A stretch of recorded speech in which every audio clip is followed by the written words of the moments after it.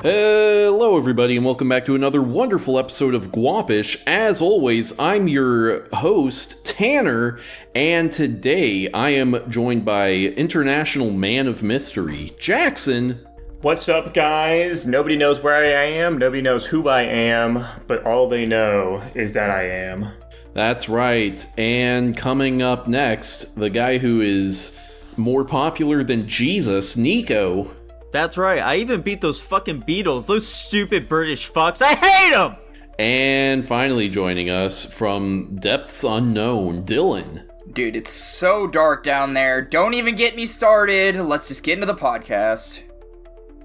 Fantastic, and guys, this episode I have prepared for us a tier list. This is a pop culture tier list. I have gathered a collection of characters who are recognizable around the entire planet, and we are going to be ranking them on how good their shit actually is, regardless of how recognizable they are. Oh, hell yeah, that's what I like to hear, dude. That makes sense. Oh, yeah. They're in alphabetical order right now. That makes it probably random enough. Let's do it that way anyway. First up, Barbie. The Barbie brand. Alright, so let's see here. They have a hit song. They had a movie that did very well in the box office as well. And then they've got a bunch none of us have seen, right? I mean, Jackson and I have both seen it. Oh, okay. That's crazy. Was it any good? They got the dolls. They have Ken. They're very recognizable from the Toy Story series. True. Yeah. I'll be the first to admit that we're not the audience for Barbie. Definitely not. Very true. The movie was entertaining. I don't think it's enough to carry the entirety of the concept for me. I'm giving it D tier. Oh, Jesus. Okay. I'm starting to feel more confident in my C tier ranking. I'm also feeling a C tier just because, like, I've heard the movie is pretty decent, and then, like, the doll thing, it seems like they're doing the thing you'd want out of that brand where they just pump out tons of different variations, and I assume they're still reasonably popular today despite being from, like the fucking 50s or some shit. So I makes sense to me. I don't know if they are. I'm actually curious how they are doing sales-wise, because I don't know. Do kids... This is going to sound retarded because I'm incredibly out of touch because I'm not a child anymore. Do kids still, like, buy toys, or have they just completely been replaced by electronics at this point? Like, do girls want dolls, or do they just play fucking Dress to Impress on Roblox now? Like, I don't know. I have seen one of Antonetta's, like, godchildren playing with a Barbie. So I think children do still have them. Yeah. I'd say that it's definitely in favor of the iPads of the world, but I'd be remiss to say that they don't exist at all in terms of dolls, that is. I'll iPad bump it up to babies C versus tier. Barbie girls. Yeah, I'll go C tier for this one too. Gotta put a little respect on Barbie's name. Mm-hmm. Yeah. Fantastic. It is landing as C tier. Next up, we have Batman. One of, if not the most recognizable comic book heroes of all time. I'm just going to go out on a limb here. I'm going to say S tier. They've got really fantastic movies. They've got really good merch. They've got really, really good fucking games from what I hear. I've never played anything except for Lego Batman, but like everything in terms of like Batman is pretty peak. They've got a lot of really big highs. Yeah, what's your counter here, Nico? Because I agree with everything Jackson's saying. Listen, Batman can be kind of a mixed bag is all I'm saying here. Like, the shit that's, like, really good is what ends up cropping up to the very top, okay? The foam is rising all the way up there, as it were. However, there's also a lot of fucking dog shit in there as well. Like, yeah, they do have some good games here and there. They've also got some fucking terrible ones, too. Are we forgetting about fucking Arkham Knights or whatever that bullshit was? Come on, man. But I think the big thing here is all of these are going to be really, really generally recognizable. So there's going to be big lows and big highs for a lot of them. So, I'm cutting out the noise maybe early on here, or if there is a lot of exemplary things about it. Like, this has so much really good shit that I think it overshadows it also having bad stuff, because everything is what's going to have dog shit as part of it. They're all fucking massive franchises. Yeah, and for me, it's like, with Batman, like, he has some of the best comics, some of the best video games, some of the best movies, some of the best, I don't know about TV shows, but he's been at the peak of multiple different mediums as well. People love Batman the Animated Series. Peak TV shows. To throw that one, I'm sure there's a hit song by him too. And my other thing is just like, even I'm a little bit in agreement with you, Nico, that it is very much a mixed bag because it's just such a long running character. But I also think to myself, how many characters would I put above Batman? And then I'm like, yeah, he definitely deserves the S tier from me. I'm just saying, like, Hello Kitty is a lot more consistent than Batman is. I can give Batman S tier, why not? Fantastic. What do you think, Dylan? I think I'd be remiss to not put Batman in S tier. Fantastic. There he goes. Next up, we got Bugs Bunny. He's going to be kind of representing Looney Tunes more at large as well. Jackson, do you have any opinion on the Looney Tunes universe? I was, once upon a time, quite a Boomerang watcher, which is, I assume, a defunct TV network at this point. But they used to show a bunch of... exist. Yeah, they used to show a bunch of older cartoons, Hanna-Barbera stuff, you know, Looney Tunes, fucking all sorts of shit, the Flintstones, the Robinsons, or whatever that one's called, the Jetsons. I think some of their cartoons are funny. I don't really have that much more of an opinion about it, though. For what it is, I think it's good. I'll give them a B tier. I have nostalgia for it. I might be wrong for saying this, but I almost feel like Looney Tunes is from a forgotten era. Like, I think the last notable things we had from Looney Tunes was Space Jam, because I heard Space Jam 2 wasn't great. Also, it wasn't just Looney Tunes, it was pretty much everybody.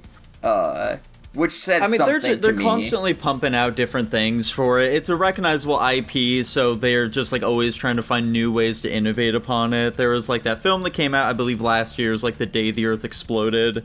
They've got like some like children's Looney Tunes show on, like Bugs Bunny Builders or some bullshit like that. Huh. They're always doing stuff with it, and so in more modern times, it definitely feels as though the IP isn't like... It's not really that active, but like if you go looking for it, there's always something around.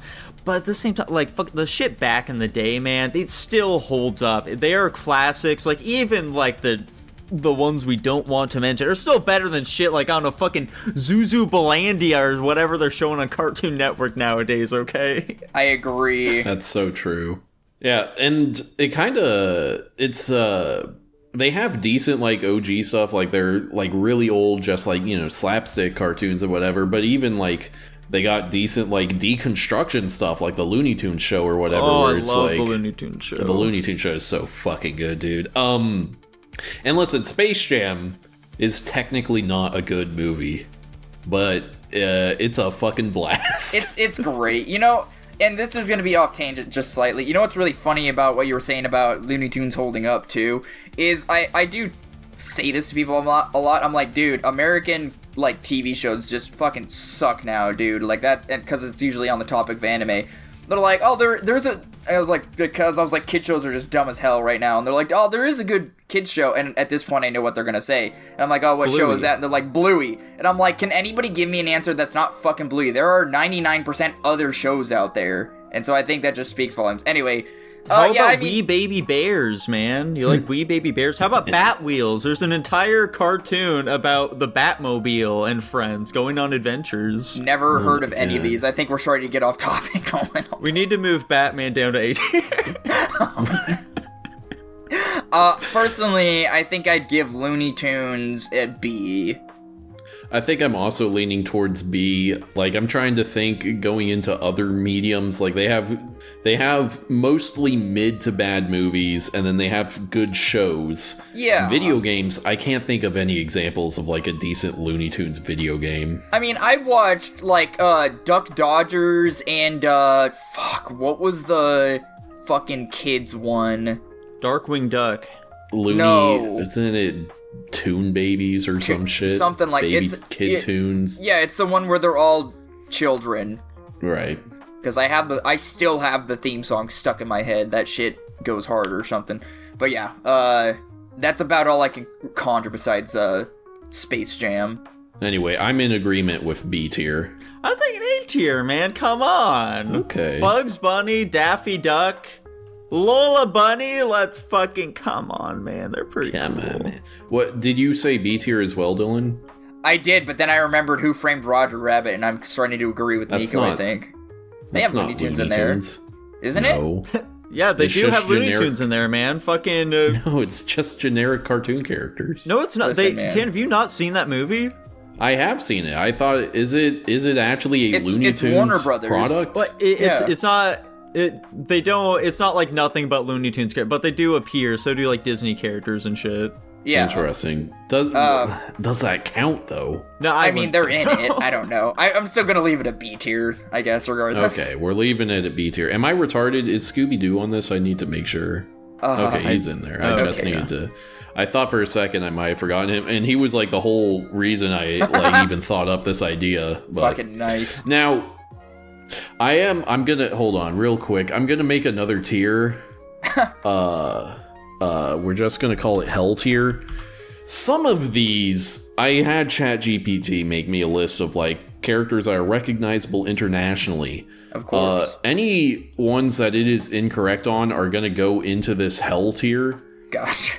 Do we think Cloud Strife is an internationally recognizable character? I figured this was just going to be a placeholder for Final Fantasy as a IP in general. True. To be honest, that too. I feel like if anybody's gonna name and this, I'm gonna immediately look stupid after saying this. Anybody who can name characters from Final Fantasy is gonna say Cloud, more likely, or fucking Tifa, or Tifa is like an Italian ambassador now, Tanner. You have to keep that in mind. Sure, but like I'm just being like, if I go into, the jungles of Myanmar, are they recognizing Cloud Strife? Dude, let's not include people who don't have technology or media devices. If we showed a picture of Cloud Strife to the uncontacted tribe, would they know who he is? Yeah. Like if you show an uncontacted tribesman a picture of Superman or some shit, they're gonna know who that is. I don't think that's true. That'd be very funny. Actually, I just remembered, I wanted my official rule to be if I pull up a character and either Jackson or Dylan don't recognize them, then they get Hell tier. Otherwise, we can rank them just fine. Okay. That's a funny rule. I like that. I agree with that. I mean, listen, I'm not going to say Cloud's going to go super high. Have any of us played any Final Fantasy games? Well, yes. Yeah. We all have, I think, except for you, maybe. Okay. Yeah. I'll leave the ranking up to you guys then. I think it's dependent largely on if you're a gamer. I don't know how much of like a cultural piercing it has outside of like gaming spheres. If you're a gamer, you know what Final Fantasy is, and if you played any of them, you're probably a fan. But I don't know if it goes much farther than that though. I'm sure in Japan they're probably huge. It's like a massive IP there. That's where it comes from. But like in like the West or Europe, I don't know if it's that big outside of gaming spheres. Honestly, I don't know. We're ranking off of quality regardless of popularity right here. In terms of quality, Final Fantasy's got a lot of peaks. They've got a lot of really good games. If you ask somebody what their favorite Final Fantasy game is, you're going to basically hear every single mainline game from the series. Specifically the mainline games are really good, I think, generally speaking.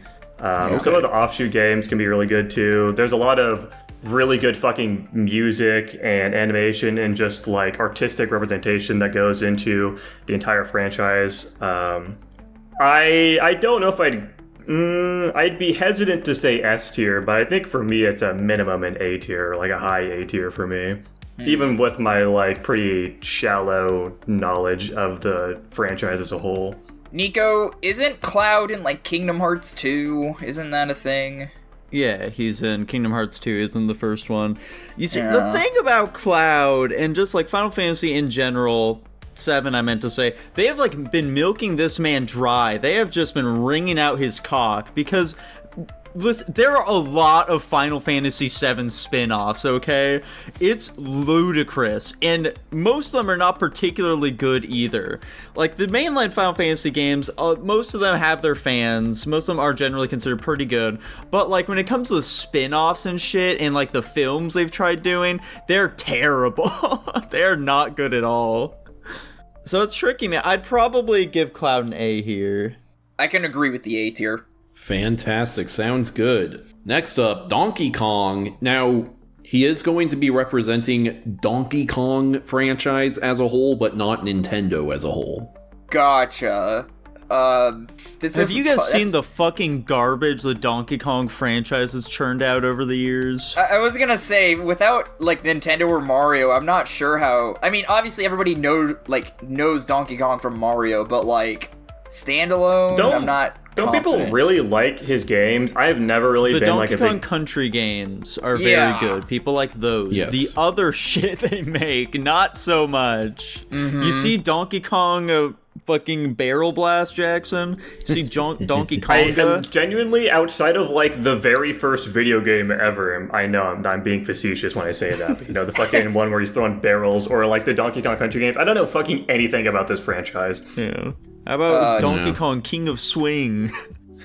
Is that the? It really is a question of how much the fact that the Donkey Kong Country games are some of the best platformers ever made outweighs shit like the Donkey Kong TV show or fucking Barrel Blast or whatever.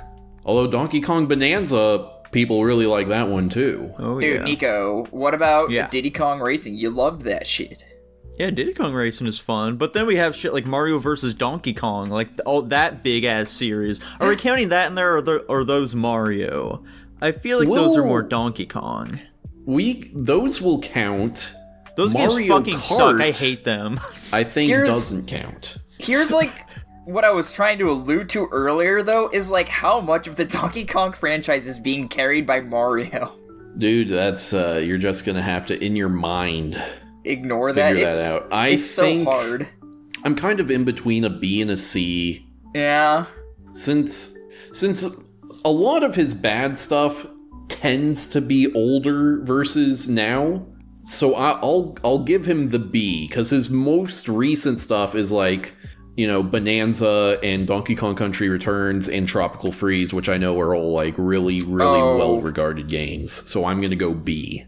What are your opinions on that one, Nico? I didn't mind that game too awfully much. I just said I think very lowly of the Mario vs. Donkey Kong games. I did not know it was a Mario vs. Donkey Kong. For those, I don't think that bothered me as much. I think I'm still gonna give him a C tier, though. Just because I'll go B with Tanner. In my mind, Mario is still hard carrying him. My thing here is, I've played Donkey Kong Country games very casually. I've never like bought one and played through it myself. And I was very indifferent towards it. I'm not really a big platforming guy in general, so it didn't really stick out to me. And I just have so little exposure of it that I was honestly between a fucking D and a C. And I am probably, I guess I'll err on the side of C, mostly just because I know how good a lot of people think they are, and I'm just going to ignore my own opinion of it. Especially like the new one. Don't people really like the new Donkey Kong 3D one they made for the Switch 2? Yeah. People have been having a blast with one. Sounds like we're landing at a B then. Fantastic. Sick. B for banana. Ooh, banana. Next up, Dracula. I feel like this is just an easy S tier for reasons I shouldn't have to explain. I don't agree. Listen, it's just one of those every Pokemon is Pikachu thing. Most people who just assume a vampire is Dracula, kind of. That's how it is in my mind. Yeah, but this is about the quality of his stuff, not about how popular he actually is, remember? Dude. I really wish I finished the book before doing this, so I can't really speak on how good the book is, although I'll assume it's quite good. Dracula movies and shows and stuff is pretty all over the place. He's public domain, so anyone can do whatever the fuck they want with him. That's why I was confused. So, like, I'm guessing I ignore, like, Alucard from Hellsing and fucking Nosferatu from Nosferatu.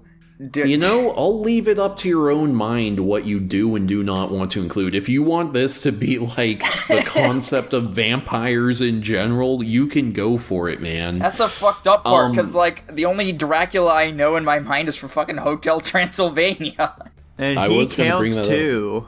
Yeah, and that shit's peak. So my big thing here is that even if you're looking at it from the concept of vampires, I like vampires a lot. In terms of like fictional monsters, they're pretty high up there for me conceptually, but also I feel like it's very rare they're actually done well at all. And I genuinely, like, nothing's coming to my brain at all. Like, anything that's, like, good. Just, like, vampires in general, not even specifically just fucking Dracula. Granted, I haven't seen any of, like... that Nosferatu movie we reviewed? Yeah, that was pretty good. But also, that's a very big outlier.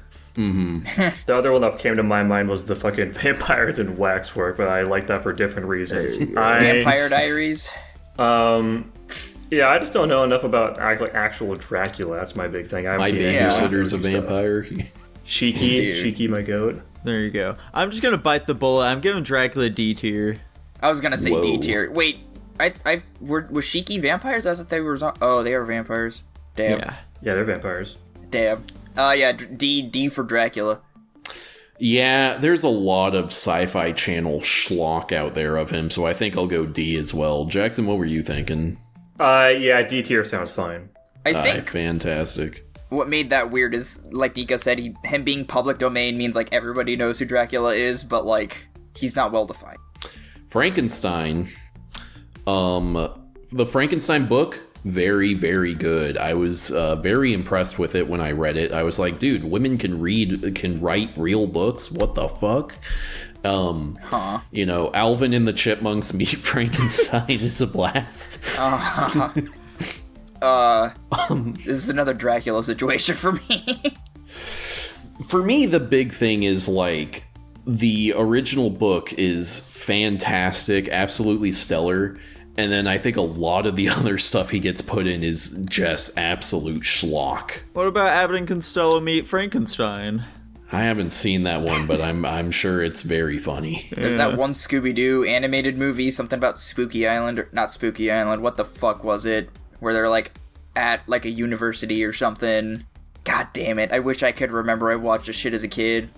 It's okay, we can mention Frankenweenie instead. That's a fun one. There we go. There you go. I don't know if I'm not going to include Frankenweenie, but go for it if you want to. Yeah. I think he's landing in D tier as well for me, unfortunately. Yeah. Or F for This is going to be a Frankenstein, reoccurring problem with these like public domain creatures that can be in literally anything by anyone. Yeah, that's the big problem. There was like some action Frankenstein movie that came out a while ago too. I don't remember what that one was called though. I, Frankenstein? Yeah, that sounds about right. Sure, why not? I'll give him a D as well. Fuck him. Dude, fuck him. I'm saying F tier.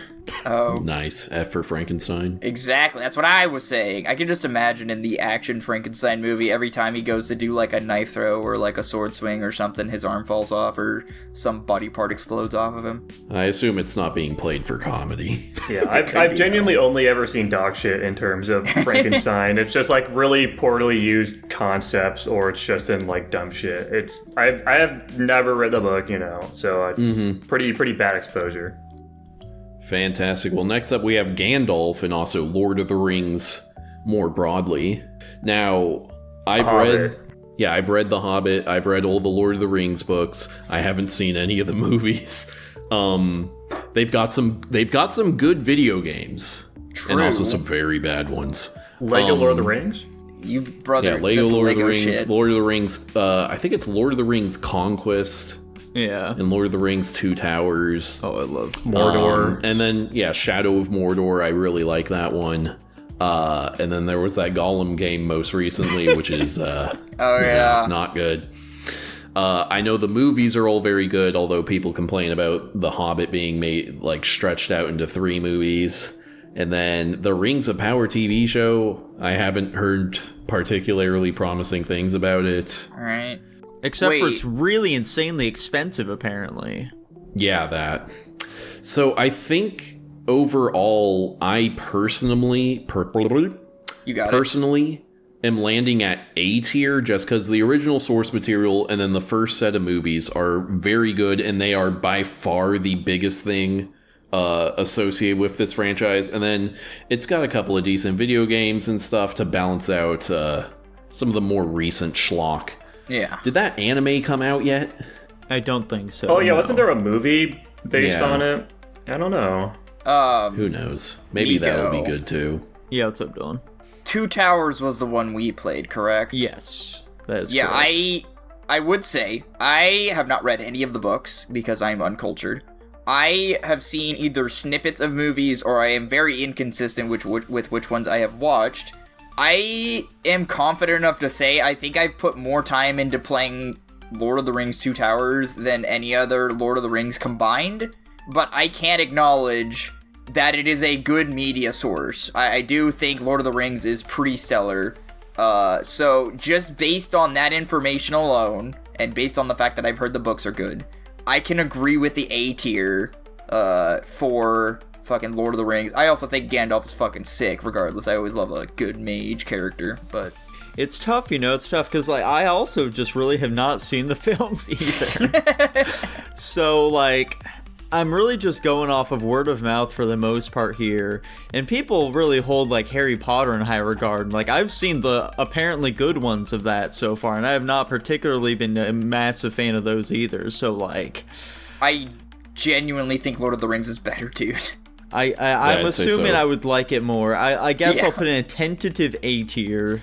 There we go. If nothing else, I'd say, like, the fact that Harry Potter is, I don't know if I'd say a children's book, but it's aimed at younger persons, and then Lord of the Rings is meant to be, you know, an adult series. I think that would also help with your enjoyment. Yeah. Yeah. That checks out. Jackson, what are you thinking? Yeah, my initial thought was also A tier. I am, of course, with everybody else. I've seen snippets of the original trilogy. I haven't read any of the books, and I've seen all of The Hobbit. I watched all those in theaters because my dad's a big Lord of the Rings fan. I have no memory of any of them, though, of course. So, yeah, I'm just going to say A tier because that sounds right, but I really don't have an opinion. This is all vibes Fantastic. Next up, we got Godzilla. Easy S tier. I've seen a lot of the OG movies. I've seen all of the newer ones as well. You're welcome. Thanks to Guapish at the movies. The video games are bad but fun. Dude, the arena one. He has a couple of decent comic books, but oh man, those movies are even the ones that hit don't really hit. I mean, Shin Godzilla is very good. So I've heard. But aside from that, it's a lot of schlock that is kind of like it's turn your brain off fun, but there isn't a lot of like really high quality stuff there. And so as much of a Godzilla fan I am, oh man, I think I'm gonna say C tier, but I think my heart is saying C tier, but my brain is saying D tier.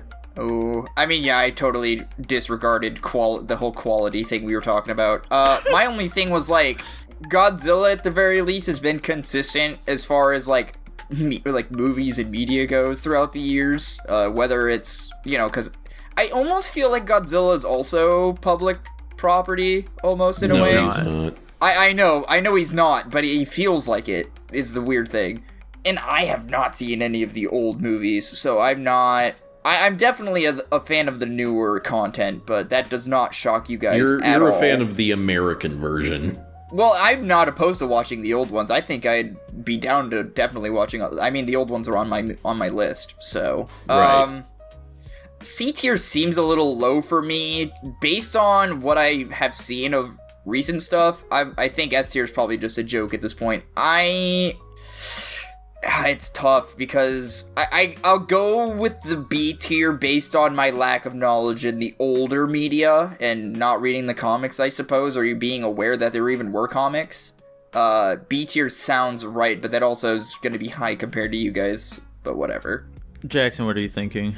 Yeah, I'm going D tier. I only really have experience with this franchise with some of the modern American stuff and a lot of the random schlock, and it's just kind of bad. I think Godzilla Minus One was pretty good. I haven't seen really anything else that I enjoyed from this franchise, and all I know is it's a big monster guy, and I don't really care that much more about it.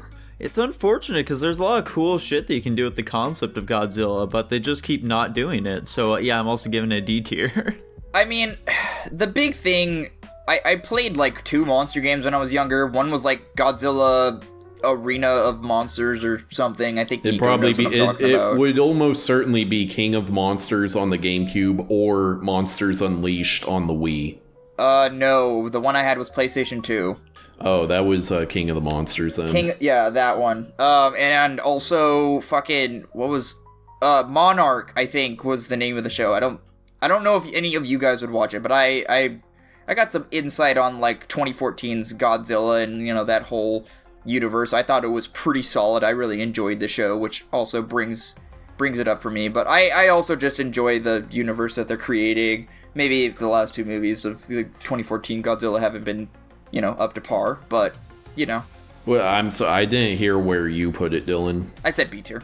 Okay, I think it still lands in D, assuming Jackson also put it at D. Yeah, he did. Yes, he did. Fantastic. Okay, Goku, Dragon Ball. Nico, go ahead and start your speech. Okay, so Dragon Ball is a very revolutionary series, okay?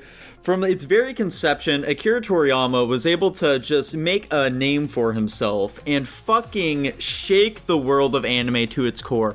All the fucking tournament arcs and shit that you see, these fucking power levels, transformations, all pioneered by this man, popularized by a single amazing man. And unfortunately, the series kind of fell off after Z, not gonna lie. GT, not so good. Super, also plenty of problems. Dragon Ball Daima, promising, but also just not super great. And the way in which the manga has been going, it's also just kind of veering in a direction where it's like, well, I don't think we're gonna see much good from this series for quite a while. Which is just a bummer, it's just a bummer. It's got mostly not good games. Dragon Ball FighterZ is fire, but outside of that, they're all just kind of fucking whatever. So, I'm thinking like either A or B could be solid. I'm a much bigger fan of Dragon Ball, so I'll go last. Yeah, I'm saying C tier. God damn you, motherfucker. Of course you would. Yeah, obviously I have almost zero exposure to this. I've watched the Team 4-Star recap of Dragon Ball Z. There we go. Can we include that? Which was pretty good. I've played Dragon Ball FighterZ. I have seen Dragon Ball Broly. There we go. He's cultured. That might be everything I've ever seen. I'm willing to go B tier though. This is another heart-brain situation that Tanner was referring to. My heart says S tier, but my brain says A tier. And I think with how much is available, and I think Nico kind of hit it, where I have this similar train of thought where certain series, whether they're shows, movies, or games, just go on for too long. And eventually you start running out of ideas because at that point you're just trying to think of what makes you money next and you forget where your passions lie. I think A tier is probably the right answer for me. Okay. And I'll be going B tier. Okay, so 1A, 2 Bs, and a C, so right there. Goku, right there with Bugs Bunny, where he belongs. Of course. It's unfortunate, man. It's so unfortunate. Harry Potter, the Harry Potter series. I have read all the books. I think I've seen all the movies. I maybe haven't seen the last two. I can't. I'm really unsure on if I have. Let's see. I didn't play Have you seen Hogwarts the Fantastic Legacy. Creatures and Where to Find Them ones? Oh, I haven't seen any of those. I've heard they're not very good. Yeah, me too. Video games wise, I played the Lego Harry Potters, and I love Legos. Otherwise, actually, people liked Hogwarts Legacy. I've heard it's good. I think aside from that, Harry Potter video games are kind of bad. Yeah. Let's see. I haven't seen the stage play, of course. There probably are comic books. I haven't read any of them. So okay, going based on the books and the movies, which is what most people would judge them on. I think a B tier is fair, in my opinion. I think I can agree with that. Mm-hmm. I'm saying C tier. I know people like them a lot, but they are just so profoundly mid to me. I'm definitely with Jackson there. Like even fucking like Hogwarts Legacy or some shit. I'm convinced that no one who isn't a fan of Harry Potter genuinely enjoys that game at all. It just seems like a very basic ass fucking like open world, let's hang out with my friends sort of game. I do like J.K. Rowling's views though. She's pretty cool, so I guess I'll give it a C tier. Fantastic. Looks like he's landing at a B. Sounds like you need to pick Harry up Hogwarts Potter Legacy versus Goku. Who wins? I'm pretty sure Goku, but yeah, nobody ever beats Goku. Magic can be fucky wucky though, right? I guess so. Anyways, what the fuck is Goku gonna do against Avada Kedavra? True. He'll just Witch himself come back to to life after being in heaven for 20 minutes. Yeah. Hello Kitty. I have not consumed any Hello Kitty media at all. Obviously, I assume it's all like aimed at children or whatever. Unironically, this is S tier, right? I feel like I'm gonna go D tier below Barbie. Really? I don't know, dude. It's like I feel like anybody could see that like white kitty head with the bow and they just know it's Hello Kitty by default. Dude, we're not judging popularity though. These are all insanely popular franchises. Dude, I'm just saying, like I don't know any other media that exists for Hello Kitty. So people like the I don't know what the name of it is, but there's like I don't know if I'd say troop, but there's like a bunch of characters in like the Hello Kitty universe that people like a lot, and they've become really popular recently. And I think some of the designs are cute, and I don't really know if it goes much deeper than that. I think it's really just, it's cute designs for marketing. I would go on a limb and say I'm similar to it with Barbie, and I think I gave Barbie a C, so I'm also saying C. I guess I have to ask if Agretsuko counts, since that is a Sanrio property. I didn't think so either. If it did, that might get me to bump it up a rank, because I do really like that show. Yeah. You know, like the first 2 seasons or so. After that, it's like, what the fuck? I don't know if I've seen anything after that. Okay, there you go.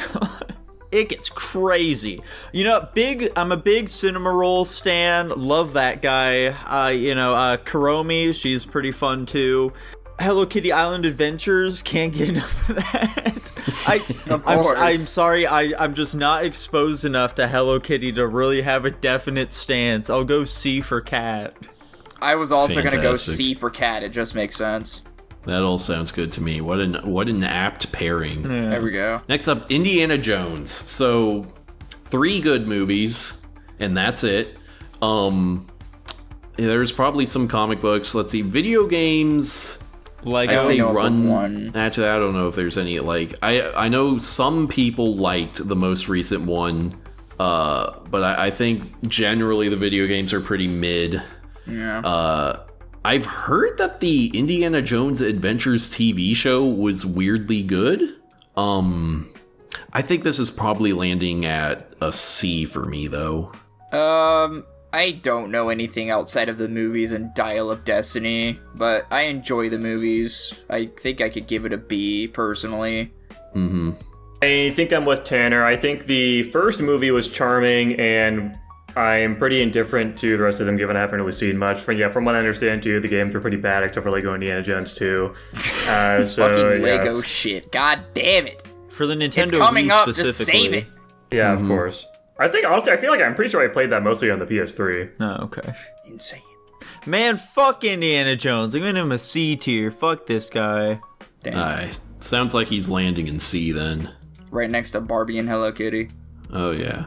Alright, so next up is Iron Man. Do I want him to be representative of, like... Actually, yeah, I think it makes sense to say that Iron Man represents the MCU more broadly, but Then not Captain Marvel America? itself. Yeah, I mean, you know, it kicked off the MCU, except for the other one. He who shall not be named.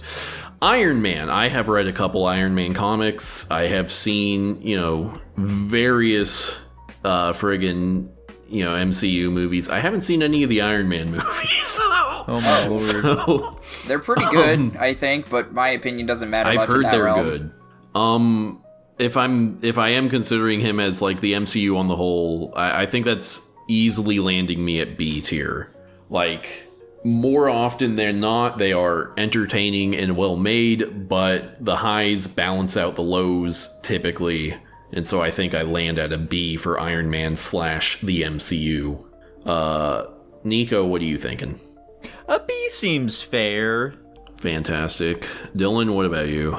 I am unsure. For some reason, my mind is trying to justify how it competes with DC, but I don't think I'm gonna win that argument for some reason. Man. I'm gonna give it an A. Okay. Jackson, what do you think? Yeah, I don't really give a shit about the MCU at all. I do think that Iron Man as a concept is better than the MCU. I think a B sounds reasonable. Fantastic. Now, again, I got my list from fucking ChatGPT, so for some reason it just threw out Jackie Chan, the guy, I think as he's an pretty answer. recognizable. True, but he's not really an IP, you know. I mean, whatever. We're gonna Jackie Chan roll Adventures, with it. how do we feel about that show? Jackie Chan Fucking love Adventures that is show. fucking base. Show is I love peak. that show. Love that. It's fantastic. All of his movies are pretty good. I don't think there has ever been a Jackie Chan film that I did not enjoy. Just because, like, his whole shtick is so, you know, like, neuron activation for me, where I'm like, holy fuck. He's using a chair to fight 5 guys? What the hell? Shit's so peak. Do I want to go S tier, though? I don't know if I'm that high on him. If it eases your mind, I think I'd put him in probably A, personally. I think I'm gonna go A as well. I think that seems fair. Yeah, pretty recognizable guy, overall. You know, it's pretty difficult because he's very much so in bed with the CCP, which I'm not a huge fan of. He's pretty True. misogynistic as well. The man just hates women with like That brings him up the ranks. Oh. Yeah, that's fair. He really just doesn't like democracy, and he's kind of like a piece of shit to his son too, who just wanted to smoke a little reefer. You know, I can put him in like C tier for Chan, I'm thinking. Whoa. Jackson, what do you think? It's hard because I've only seen Police Story, and that's the only exposure I have to Jackie Chan. You haven't seen a single Yeah, I saw Rush other... Hour. Yeah, Yeah. Okay. Rush Hour and Jackie Chan are the only 2 things of exposure I have To Jackie to this Chan. man. Yeah, Jackie Chan. I don't fucking know. I know people like his movies a lot, so I'll err on the side of caution and say B. there we go. Okay. 2 A's, a B, and a C. Does that land in B or A? Lands in B. I was gonna say, I think it lands B. Fantastic. Jack Sparrow from Pirates of the Caribbean. It's tough, dude. I don't know. Because We've he's only such... seen one of the films so far in our True. reviews, and that film was pretty dang good. We all liked it a I did enjoy decent that. bit. Yeah. And I mean... he really only exists in movies. There's a Lego game, of course. He's in Dude, Kingdom he's in Hearts. Kingdom Don't forget Hearts. about that. Jinx, okay. dude, Is he Jinx, good in you owe that? me a soda. It's hinted at that he might be Sora's ancestor. That Where doesn't does it... make any sense. What? Where? That's in the second game. At like the very end of their story, they're like, "Man, you Oh. two seem a lot alike. You might be his ancestor." I thought that was just a joke and Goofy being dumb, but you know, whatever. No, because it's then solidified when Sora and Jack Sparrow are like, "Huh, no way." They said at the exact same time. It's supposed to be like, "Haha, they are so similar, aren't they?" Very fun. I think you're reading it. I don't know how good any of the other movies are, is the problem. Does anyone know if they're generally well regarded or not? I think there are like 4 more. I believe the original trilogy is seen as very good, and the other ones not so much. Okay, I think I'm gonna go B then. B for Barabian. Sure. It why was not? also my initial thought as well. I think I can settle on B. It's tough. Okay. Fantastic. B Next tier up, is really just... James Bond. Okay, so which of us have actually seen a James Bond movie? I have seen GoldenEye. I think I've seen Moonraker. And then I've played GoldenEye 64. I've played GoldenEye for the Wii. I've played Legends on the Wii U. And that might be it. You know this man's committed when he plays a GoldenEye game on the Wii U.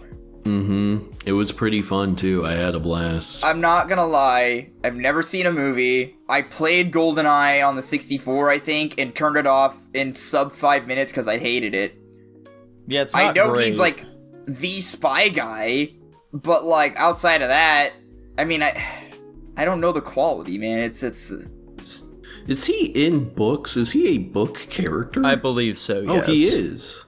Okay, interesting. I know his movies are pretty generally speaking well regarded. There's a couple of duds, but they tend to be older ones, like from the 70s and 80s. I know Daniel Craig's versions, people are like, if nothing else, they're well-made and entertaining action films. And the video games, I think, are generally pretty well-regarded as well. I think I'll even go so far as to say A for this one. And I'm saying C tier. I was gonna say, I hate to say it, but I think it's C tier for me. It's just one of those things where you know the name, but that's about it. I believe they do have a fucking James Bond game coming out, though, that's being developed by the Hitman devs, and that seems like it could be very promising. I did hear about that. I think I've got to say C as well. I just have genuinely no exposure at all, so I don't know. It's very funny how this list of, this tier list of the most recognizable things ever, like at least every other one is us being like, no, I haven't seen the thing this character is actually known for. Yeah. Kermit the Frog / the Muppets. I'm a big Muppet guy. I have a lot of nostalgia for the Muppets. I love Kermit specifically. I'm a big fan of these guys. I recognize there's a lot of schlock here, both in movies and television. But the Muppet Show is fucking peak. They have a couple of really solid movies. Muppet Treasure Island, Muppet Christmas Carol, Muppet Movie. Man, call me crazy. I think I'm gonna go A. I think this is on par with Looney Tunes, at the very least for me, so I don't think I could go lower than B, but I can't see it. I think that's fair. I don't think it's even close to Looney Tunes. I'm saying C. Oh my Interesting. gosh. They have much better movies than Looney Tunes. I agree. I've seen one of them, and I wasn't a crazy big fan. Fair enough. This is another example of Jackson doesn't have crazy exposure. Now, are we counting Sesame Street here? Are they the same They're production? They're by the same company. They technically exist in the same universe, but I'd say no. All right, B tier then. Gotcha. If it did include it, what would you have put it at? Dude, I would have given an A tier. I want to include that Muppet with AIDS. I had a sneaking suspicion. I just wanted to confirm. Was that a C, 2 B's, and an A? Yeah. Okay. Fantastic. Next up, King Kong. A classic. I think I actually have seen the original King Kong and the Peter Jackson King Kong, but it was so long ago I don't really remember them. I've seen Kong Skull Island and the various ones of those. I don't think I've played a King Kong video game at any point. I gave Godzilla D, right? Yeah. Probably. Let's give him a D too. It just makes sense. I would hope you'd put him lower, but that's just my... Despite being in fewer You've convinced movies... me, Dylan. I'm giving him F tier. Let's go! Despite being in fewer movies, I think his movies are actually generally better than Godzilla, so, That's cheating. I think I'm willing to go B tier on him, to be honest. What did I give Godzilla? A tier? Probably. Yeah, the amount of King Kong content out there is pretty low, which I guess invariably boosts his, overall quality in a way. I'll give him... Nah, I'm gonna give him C tier. Fuck it. Alright. Sounds like he lands at C tier. Lara Croft from Tomb Raider. Let's see. I have seen the 2014 movie, which was just okay. There are movies, I've played the more recent trilogy, which I like quite a bit. I haven't played the original games. I haven't seen the Angelina Jolie films. Dude, I had Tomb Raider for the PlayStation 1. That's pretty cool, right? Yeah. That is pretty cool. Was it any good? I don't know. I never played it. I got to the first bit of the mission. The issue is... there's a Jaguar. Fuck this. I don't care. The issue is at least in my mind, like Tomb Raider and Uncharted are, of the same ilk. But I feel like Uncharted is more popular than Tomb Raider. And I feel like this is the weird almost... thing is, I could probably, depending on how we're inventing metrics, I could probably agree it's more popular but less recognizable. True, not a lot of people know who Nathan Drake is. That actually was me. I knew who Lara Croft was. I did not know who Nathan Drake was. So when you people don't know were, like, this having an random argument, white guy? no. My big issue here is it's almost like the Final... We mentioned this when we were going over Final Fantasy, is like, you have to kind of be a gamer to know who Lara Croft or Tomb Raider is, in a way. I don't necessarily I think those that. Angelina Jolie movies really made her quite popular more generally, actually. Yeah, that's the only thing that disrupts this whole fucking argument here. But I didn't know there were movies, so that's kind of what's shooting me in the foot right now. Gotcha. I don't know, it's another C tier for me, honestly, for Croft. Yeah, I'm gonna go C as well. Yeah, C for me, Yeah, too. I'm saying D, honestly. I've watched Josh Strife plays go through, like, 2 of the OG Tomb Raider games, and they're kind of dog shit. Yeah. Fair enough. Next up, we've been talking about so much already. Lego, just the entire thing. Actually, I'm just gonna go S S tier. Right? Yeah. It has to be. Lego are like so expensive nowadays, though. They've massively It's always inflated been hella prices. expensive. I've kind of just passively gotten Legos for free, so I mean, I've definitely gone to a Lego store and seen, like, holy shit, this Lego set is fucking $200. And, like, the issue, too, is that with some of these more recent, like, Lego designs, unless you're getting, like, I can't even specify, but, like, a lot of them are, like, you build them and you leave them. Like, this is a foreign concept to me, because apparently people also do that with puzzles. You fucking glue that shit together, apparently. This is aside the point. Yeah, Lego is insanely popular, and it, I feel like anybody at any point in their life would know what Lego is. Listen, for all That's my also Lego beside heads the out point. there, if you really want to get some nice affordable Legos, go with Le Pin instead. Like, they don't have the satisfying click that Legos do, and the build quality isn't quite there, but, like, yeah, at least they ain't charging an arm and a leg for them. An arm and a Lego at that. Yeah. Oh, what are you ranking it then, Nico? I'm not a particularly massive fan of the Lego games either, so, like... Bionicles are pretty fire, but, like, they don't fucking make Bionicles anymore. Bionicles Yeah, they saved the count. company, too. Those motherfuckers.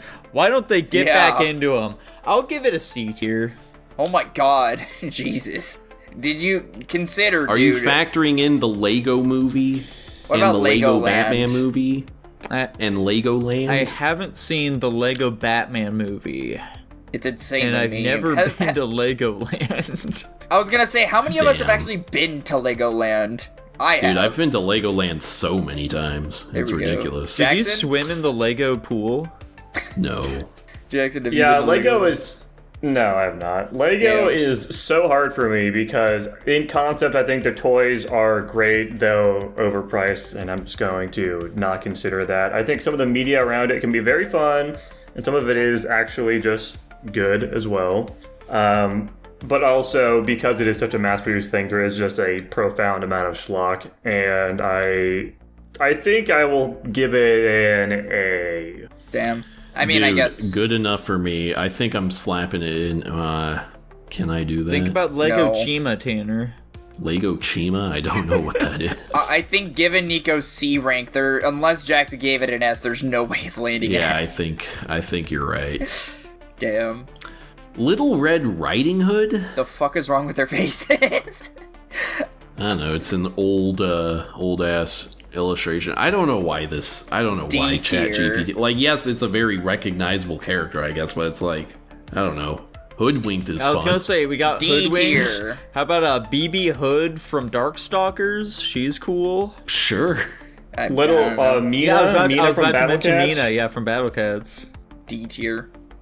It's I'm thinking D tier as well. I'll say Like, C. sure, she's super recognizable, but Yeah, I'm saying D tier. This is a D tier fable. yeah. Not whimsical enough. No whimsy, no whimsy. Star Wars, as represented by Luke Skywalker and Darth Vader here. I have a feeling this is... Now, Tanner, this houses It's what tough. you have described as being the greatest sci-fi trilogy of all time. Is that correct? It does have the greatest sci-fi trilogy of all time, as agreed upon by everyone.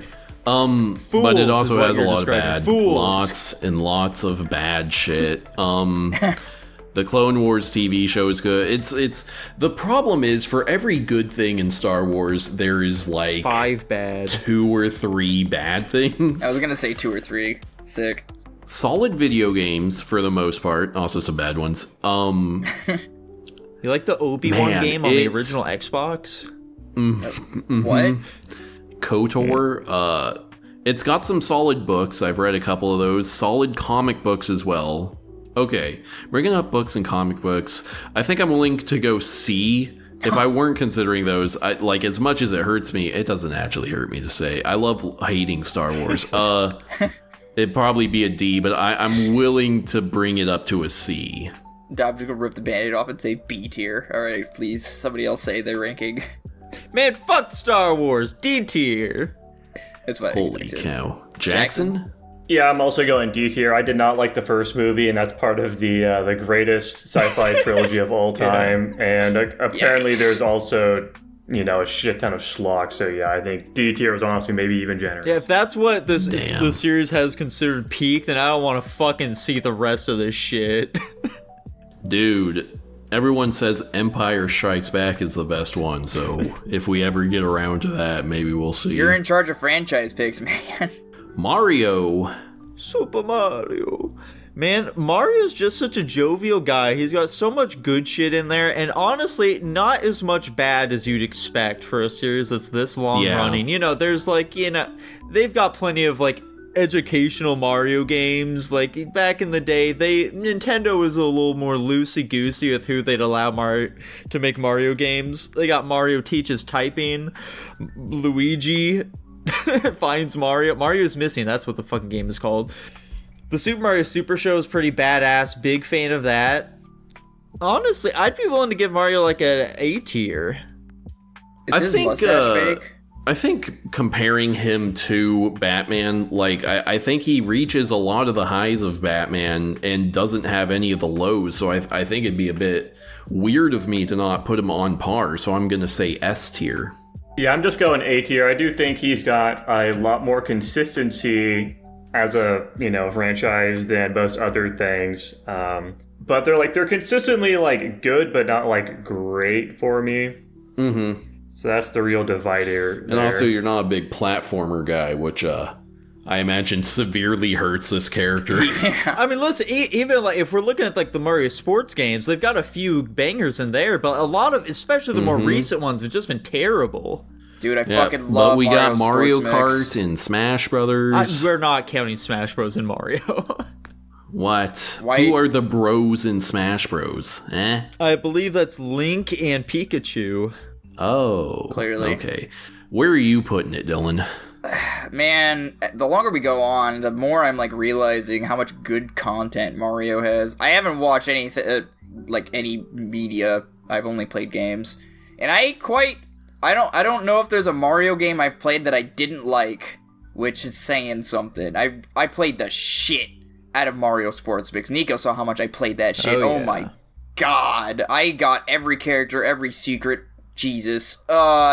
It's weird putting him in the same tier as Batman, honestly, but I think I can live with the S tier. Fantastic. There we go. Next up, Master Chief and Halo more generally. Now if we were making this exact video, 15 years ago? Easy S tier. Easy. Oh, how the mighty have fallen. The years have not Truly. been kind to this series. No, they have not. Oh man, that's so tough. I've heard the books are good, but also insanely long.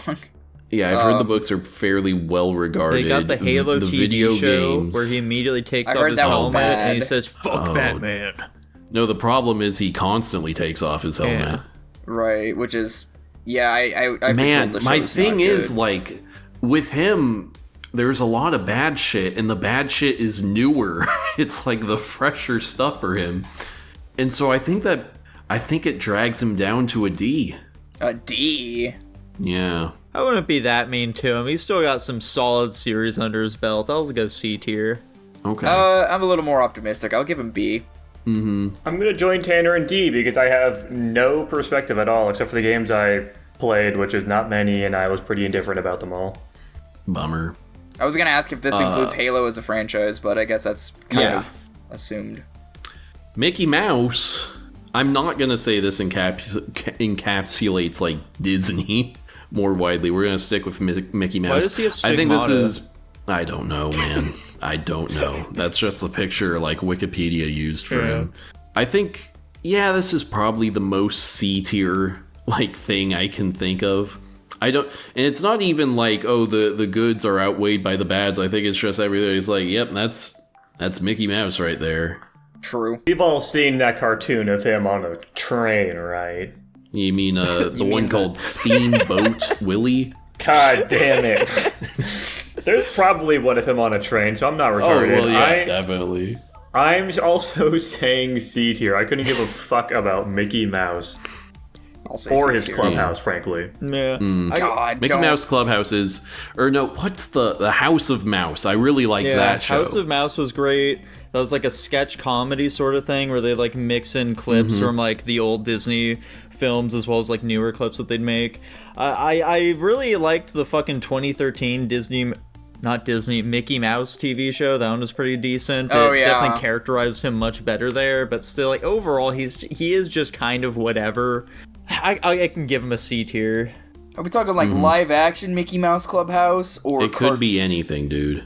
It could. Jackson, have you seen right. There the was live a action? live action? What? Dylan, you're going to be ranking your experience of meeting Mickey Mouse at Disneyland. Where are you putting him?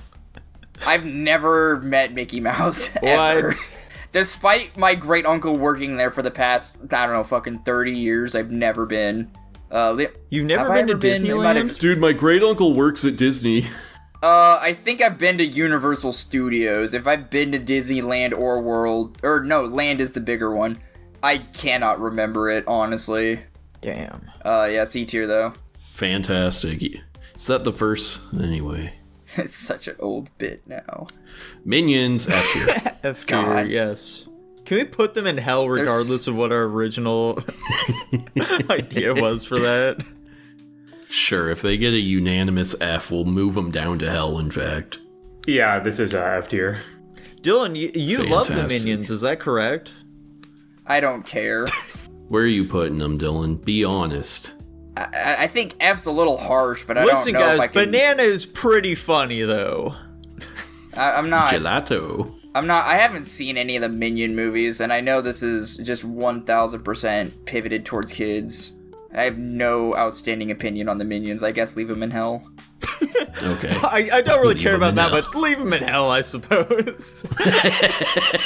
Well, I didn't. Listen. That's the banality of evil. Monkey D. Luffy. Is he? I don't know. If I go to Zimbabwe and I show them Monkey D. Luffy, Why is the a tribes fuck are person? you going to countries that have no technology, Tanner? What? Is a tribes person gonna point at him and say, "The One Piece"? They are going to know Luffy, dude. They have pirates there themselves. Oh my That's god. true. They all look up to them.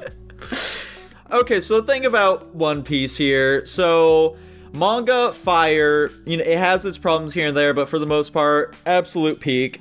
Anime, fucking dog shit, has its moments, has fantastic animation, especially as of late. However, horrific pacing, just dreadfully slow. Can't wait for the new anime coming out. That'll definitely fix things. Games, no good games, sad but true, as is the case for any anime under the sun. They will just never get a good fucking video game to save their lives. Live action TV show, I've heard good things about it. Shockingly, it turned out pretty well. I think that's about everything that encompasses One Piece. Great movies that we've seen so far. Pretty decent movies. Right. But you've also intentionally chosen the good That's also movies. true. I skipped all the ones I think would be bad. Those were the good movies? Yes. Oh shit. I think I might be in Jackson's boat with Dragon Ball. Anyway, regardless of that statement, I'm gonna defer to Nico, the One Piece lover himself. It's real tricky. I think B would be the most fair, though. I was also thinking B. I think B would be the most fair, though. Yeah, I'm saying C tier. Holy cow. Jackson's in his hater arc? Question mark. Naruto. All right, Jackson, tell us everything you know about Naruto. So, he is a ninja. He comes from a village of ninjas. There are lots of ninjas, and he has a big fox in him. Not sexually. He can turn into the big fox, I think. He can use its powers maybe later on. He fucks a blind chick and knocks her up, and then there's a show about that later on. Wait, fucks her or fucks her up? Both. Maybe both, probably. I'm not sure. He probably kicks her ass. Discord cut you out, so I wasn't sure. He's got an edgy rival. He's got a teacher that dies at some point. That was my favorite character. Rest in peace. That's about where my knowledge ends, I would say. I'm saying C tier. Okay. I've seen the original series. I've seen a chunk of Shippuden. The fuck did you say it like that? I've heard that the Ultimate Ninja games aren't terrible. They have for anime games. They do have some like really cool animation. I believe they're made by the same people who worked on Asur's Wrath, so they are very cinematic from what I've heard. But like they're also fucking 3D arena fighters, so fuck them. Right. And then like Naruto also has like a fuckload of other games too, which are not particularly good either. Like he has a bunch of like platformers and shit. What's up with that? Mm-hmm. Does he have any movies? Yes. I would imagine. There are a decent bit of Naruto films as well. I don't know if any of them are particularly good. I would imagine they aren't. Right. I'm going to plead ignorance and just go C tier. Okay. Are we including Boruto? Probably. I would assume so. I'll go D tier then. Damn. Jackson sounds like he knows what he's talking about, so I'll defer to his ranking. Fantastic. Jackson, can you tell me goes. what Naruto's signature attack is? Ryugen. Isn't it fucking That was a- clone jutsu or whatever the fuck? Yeah, Shadow Clone Jutsu. Either that or the Rasengan. Yeah. Next up, we have Optimus Prime and the Transformers more broadly. They have some decent games. They have some decent comic books. Do they have decent games? The movies are pretty mid across the board. The first one was good. Second one was pretty good too. They've got let's see, the TV show. I think the TV show is mostly just like farming funny out of context clips. I don't imagine it's actually particularly good. No, I wouldn't imagine so. The toys are neat. What kind of fucking games do they make? There's like War for Cybertron that I know people really like. Platinum Games made one that I think people didn't like that much. Huh. I'll just say C tier. Why not? Yeah, I think I agree. This is another C tier for me. Yeah, I was gonna say I'm so indifferent to Transformers. Like I said, I like the first two movies. Have not consumed any media outside of that. Mm-hmm. My exposure to Transformers, it's kind of bad. I'm saying D. Fantastic. Pac-Man. Dude, I played a Pac-Man Adventure 2 or World of something. I don't know. Yeah, Pac-Man World 2. That game kicks ass. Also, they got that new 4-person Pac-Man, I think it's Championship or something. Yeah. That's pretty fun. Yeah, Pac-Man Championship Edition, big fan. Those games are kick-ass. Definitely my ideal version of Pac-Man right there. Played it a shitload back in the day. Really like those fucking big old Pac-Man 4-player machines. They have it like all arcades, basically. I fucking stomp at that shit, man. Doesn't he have a show or a movie He has or something? multiple shows, yeah. He had like a cartoon back in the 80s. He had like a newer show on Disney XD that looked really fucking ugly and I never watched it. Pac-Man the Ghostly Adventures, I think that's what it's called. But I think so. There's a part in The Simpsons where they watch Pac-Man and Ms. Pac-Man get married at the Super Bowl. And then they play the song Let's Get Physical as they dance and Ms. Pac-Man's dressed all slutty. Interesting. That sounds like a Family Guy bit. That's what I was about to say. It's real. I was gonna say, is Pac-Man World that like Mario Party-esque Pac-Man game? No, it's like a 3D platformer adventure. Yeah. Oh, interesting. I'm thinking of some like Mario Party type Pac-Man game that I had a decent amount of fun with as well. That I think I'm was a willing to go Ghostly B tier Adventures for Pac-Man. Gotcha. Okay. I'm willing to go B tier for Pac-Man. I can swing B. B tier sounds reasonable to me as well. You gotta remember, Pac-Land Pac-Man. exists, though. Pac-Land fucking sucks. Also, I hate him in Smash Bros. Fuck this guy. D tier. Do you hate Very using him, or fun. do you hate playing against Playing him? against him. I love playing as him. Tanner's a piece of shit. He just uses the side B all the time. That's terrible. Dude, that's not true. I use the fire hydrant all the time. That's garbage. Don't do that. Pikachu and Pokemon more broadly. You know, looking at this image makes me think of why Tanner likes Fat Pikachu so much. Fat Pikachu has a lot of character to him. Yeah. Guys, Dude, is Pokemon mid? it's above mid, but, like, not very high. Alright, so looking at Yeah, the I'm saying T tier. Do you say D tier? No, you said Oh, no. okay, gotcha. Yeah, so like looking at the Pokemon anime, it isn't particularly very good. You know, we all have our moments with it. We all enjoyed it growing up, but let's just be honest with ourselves. It's pretty bad, probably. It's likely very bad. The newer anime Yeah. I've heard good things about, though. I haven't watched any of it, but who knows? Maybe it's good. The games... Yeah. You know, they've got some solid games. The original couple weren't so good. It took a bit for them to, like, really get their bearings with them. You know, like, Gen 3 and onward until Gen 6. So we have, like, 3 solid generations or so.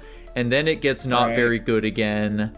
And that's just kind of where we're at right now. You know, there are a lot of spin-offs, lots and lots of Pokemon spin-offs of varying degrees of quality. Pokemon Snap, love that shit. Hey You Pikachu, not very good. Not a particularly good game at all. Let's not forget Pokemon Sleep here, the gacha game. Isn't it a gacha game? I don't know if it is or not. The Pokemon TCG, let's not forget about the Pokemon TCG either. Haven't touched it personally. I liked collecting the cards, but Pokemon Pocket, now that's something I can get behind. That's a gay old time right there. Oh, yeah. The Pokemon movies, not good either. I like Detective Pikachu. Anyway. My general overall experience with Pokemon, I like Pokemon Blue. I'm fine with the older games, for the most part. I think Generation 8 was fine. Out of, like, if we're gonna say 6 and onward, I think 8's probably fine. Love me some Pokemon Snap, love me some Pokemon Coliseum, love me some Pokemon Stadium, Pokemon XD Gale of Darkness, I thought those were all pretty good. Pokemon Ranger, that was a pretty fun time. It was a little, you know, outside of the constraints. Oh, Pokemon What's up? Conquest, though, I can't forget about that. It's the Fire Emblem of Pokemon, that shit was sweet. What about, I didn't really get into any of the, what were the dungeon ones? Is it just Mystery Pokemon Dungeon. Dungeons? Mystery Dungeon. Yeah, Those are good. I like those. personally wasn't a fan of that. I know people, I'm not saying they were bad, I just wasn't a fan of it. I know people like that shit. Yeah, I mean, the anime, I watched very little bit of it. And your ranking is... I'll give it the benefit of the doubt and say A tier. Whoa. I'm gonna go B tier. Actually, Nico, I'll what do you also think? go B tier. Fantastic. Popeye. Are any of us familiar with Popeye? I'm I gonna think go he's on D the same tier. level as Mickey Mouse. Oh. I watched the cartoon. I'm saying C tier. I watched I'm gonna say C tier. I watched the Robin Williams film. I'll say F tier. Fantastic. There he goes. Rocky Balboa. This is Now listen, I'm the biggest Rocky lover here. I've seen all the movies. He has a video game that I think people don't hate. Have you read the comics? I haven't read the comics. There probably are. There's probably some random Dark Horse comics from like 1994. He probably like met up with Archie or something at some point. Yeah. I feel like it's either a B or a C for me. And I feel like if I'm being intellectually honest, I probably have to go C tier. I'll defer to Tanner's rank. I'm gonna not rank Rocky and instead rank Archie here because you should have put Archie on this list, Tanner. I'm gonna put Archie in C tier as well. Yeah, I'm also saying C tier. Fantastic. Have you guys seen that Archie met the Punisher at one point? Here's I don't the know who thing, Archie though, is. Nico. Please post a picture of Archie. I need to see if Jackson even recognizes Oh, there that you character. go. Yeah, Dylan doesn't know Wait, what Archie. about me? Let's find out about. Oh yeah, we'll have to see if Dylan or Jackson recognizes him. Otherwise, Archie is going in hell. So That's honestly Archie where he goes to hell. belongs, though. while Nico is looking that up, we got Ronald McDonald, and I guess we'll be ranking McDonald's, the restaurant, more generally as well. I mean, their quality is F tier, to be honest.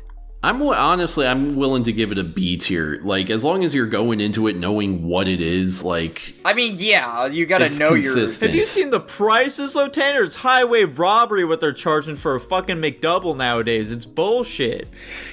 I mean, I That's just get the true. 2 for buy one get one for $1. It's usually the easiest way to go about it. Have you guys seen the McDonald's TV show? There's a TV No. show. Yeah. It was pretty fun. It had, what was the fucking yellow girl's name? Ducky or some shit. Had, like, Ronald, Grimace, the whole crew going on little adventures. I'm not a big fan. I'm going F tier. Side note: I have at least seen Archie. His face looks familiar. I think McDonald's is middle of the road in the grand scheme of things. I guess I'll just say C tier. Fantastic. Jackson? I'm combining, or like averaging, I suppose, my rankings of both McDonald's and Ronald McDonald as a character, which I think averages to a D. Where are we putting the Ronald McDonald Foundation? I assume it's some kind of tax scam that hasn't given away anything, so... Well, actually, my nephew was born at one of their hospitals. Oh, well, there you go, S tier. Unless Perfect. you don't like your nephew, in which we can Nah, change he's a it. swell guy. Dude, I like his nephew. Fantastic. Next up, we got Ryu from Street No Fighter. way. I'll defer to one of you two. I'm not the biggest fan of Street Fighter. I'll go B. Their highs are very high, and their lows are not too low to counteract Street that. Fighter, the movie, the they video got- game? Yeah, the movies are bad. They made movie... Bro, Jesus. I am learning The so much TV today. show, I think, is fine. There's a couple comic books. I haven't heard much about them, so I'll assume they're, like, middle of the They're pack. animated films as well, and one of them you can just straight up see Chun-Li's tits. It's pretty sweet. Okay. Huh. I think I'm fine with a B tier. I'm okay with B2. Okay. Jackson? I'll just defer to you guys. I don't fucking know. Fantastic. B tier. Heavy hitter here, Scooby-Doo. Quality-wise, for the movies, it's pretty all over the place. Yeah. The TV shows, I think, generally speaking, air on better than average. I agree. Video games, I've had fun with the couple of Scooby-Doo video games I've played, and I've actually pretty well enjoyed the comic books I've read, especially Zombie Apocalypse. I liked that one, or Scooby Apocalypse. I think, man, and I have so much nostalgia for this series too. I think I'm willing to go A even. Yeah, I've only played Cyber Chase. I've watched a handful of Scooby-Doo movies. I do generally think the shows are enjoyable. I don't know if I've watched a bad Scooby-Doo show. I know that it's a little more contentious with the movies for obvious reasons. I will agree with A tier, though. Fantastic. Nico? Have you seen those live-action Scooby-Doo movies, man? I don't think so. Yes. You ain't fucking baiting me here, Buster. I'm going, like, C tier, I'm thinking. Holy cow. I'll go. Jackson, Yeah, this what is do the you think? easiest C tier of my life as well. Fair enough. Landing in B. Next up, we got Sherlock Holmes. I'm more of a Sherlock Holmes kind of guy from Ace Attorney. I haven't read any of the books. I haven't seen any movies, I don't think, and I haven't seen any TV shows, so really just kind of going off of the basic idea of the character, which I'd probably give an A tier, to be honest. Is Sherlock Holmes not public property? I don't know if he is at this point or not. He's a very old character. I just feel like he falls into the same realm as fucking Dracula and Frankenstein, because I feel like everybody has some version of Sherlock Holmes and everybody's done something with him. Because that I'm not gonna say that has a huge sway on my decision, but it is pretty important. Sherlock Holmes is so whatever to me. I think the movies are fine, I guess. He's just kind of meh. I don't think it's as bad as the other shit. Yeah, fuck it. D tier. I'm gonna stick to my guns of saying he's the same as the others. As of 2023, he is in fact public domain. I'm giving him an A tier. I agree with Tanner here. I like the idea of Sherlock Holmes. I'm gonna meet you guys in the middle and say B. Fantastic. Sounds like he goes at A. That doesn't, no. Oh, he goes at B. Yeah, how the fuck does that make any sense? I wasn't really paying attention, I'm sorry. I was busy looking up the thing that Nico got to first. Shrek, B tier? Wait, Yes? C tier? Shrek Super Slam is doing a lot of heavy lifting here. I'll go C tier. Yeah, I don't... One of the problems is I've played Shrek Kart, so...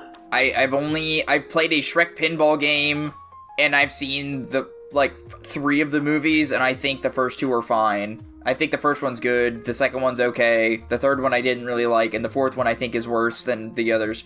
Untrue. The third one's by far the worst. That's, also, the second one's fair okay. enough. What the fuck are you talking about? The second one's fantastic. I can't remember, dude. Is the second one where it's the fairy godmother and shit? Yeah. Okay, never mind. Yeah, I agree with Nico. I'll give it a B tier, though. That's fair. Guys, What you're are not you gonna thinking? fucking believe this. I'm giving another one for the 17th time in a row a C tier. Whoa. Nico?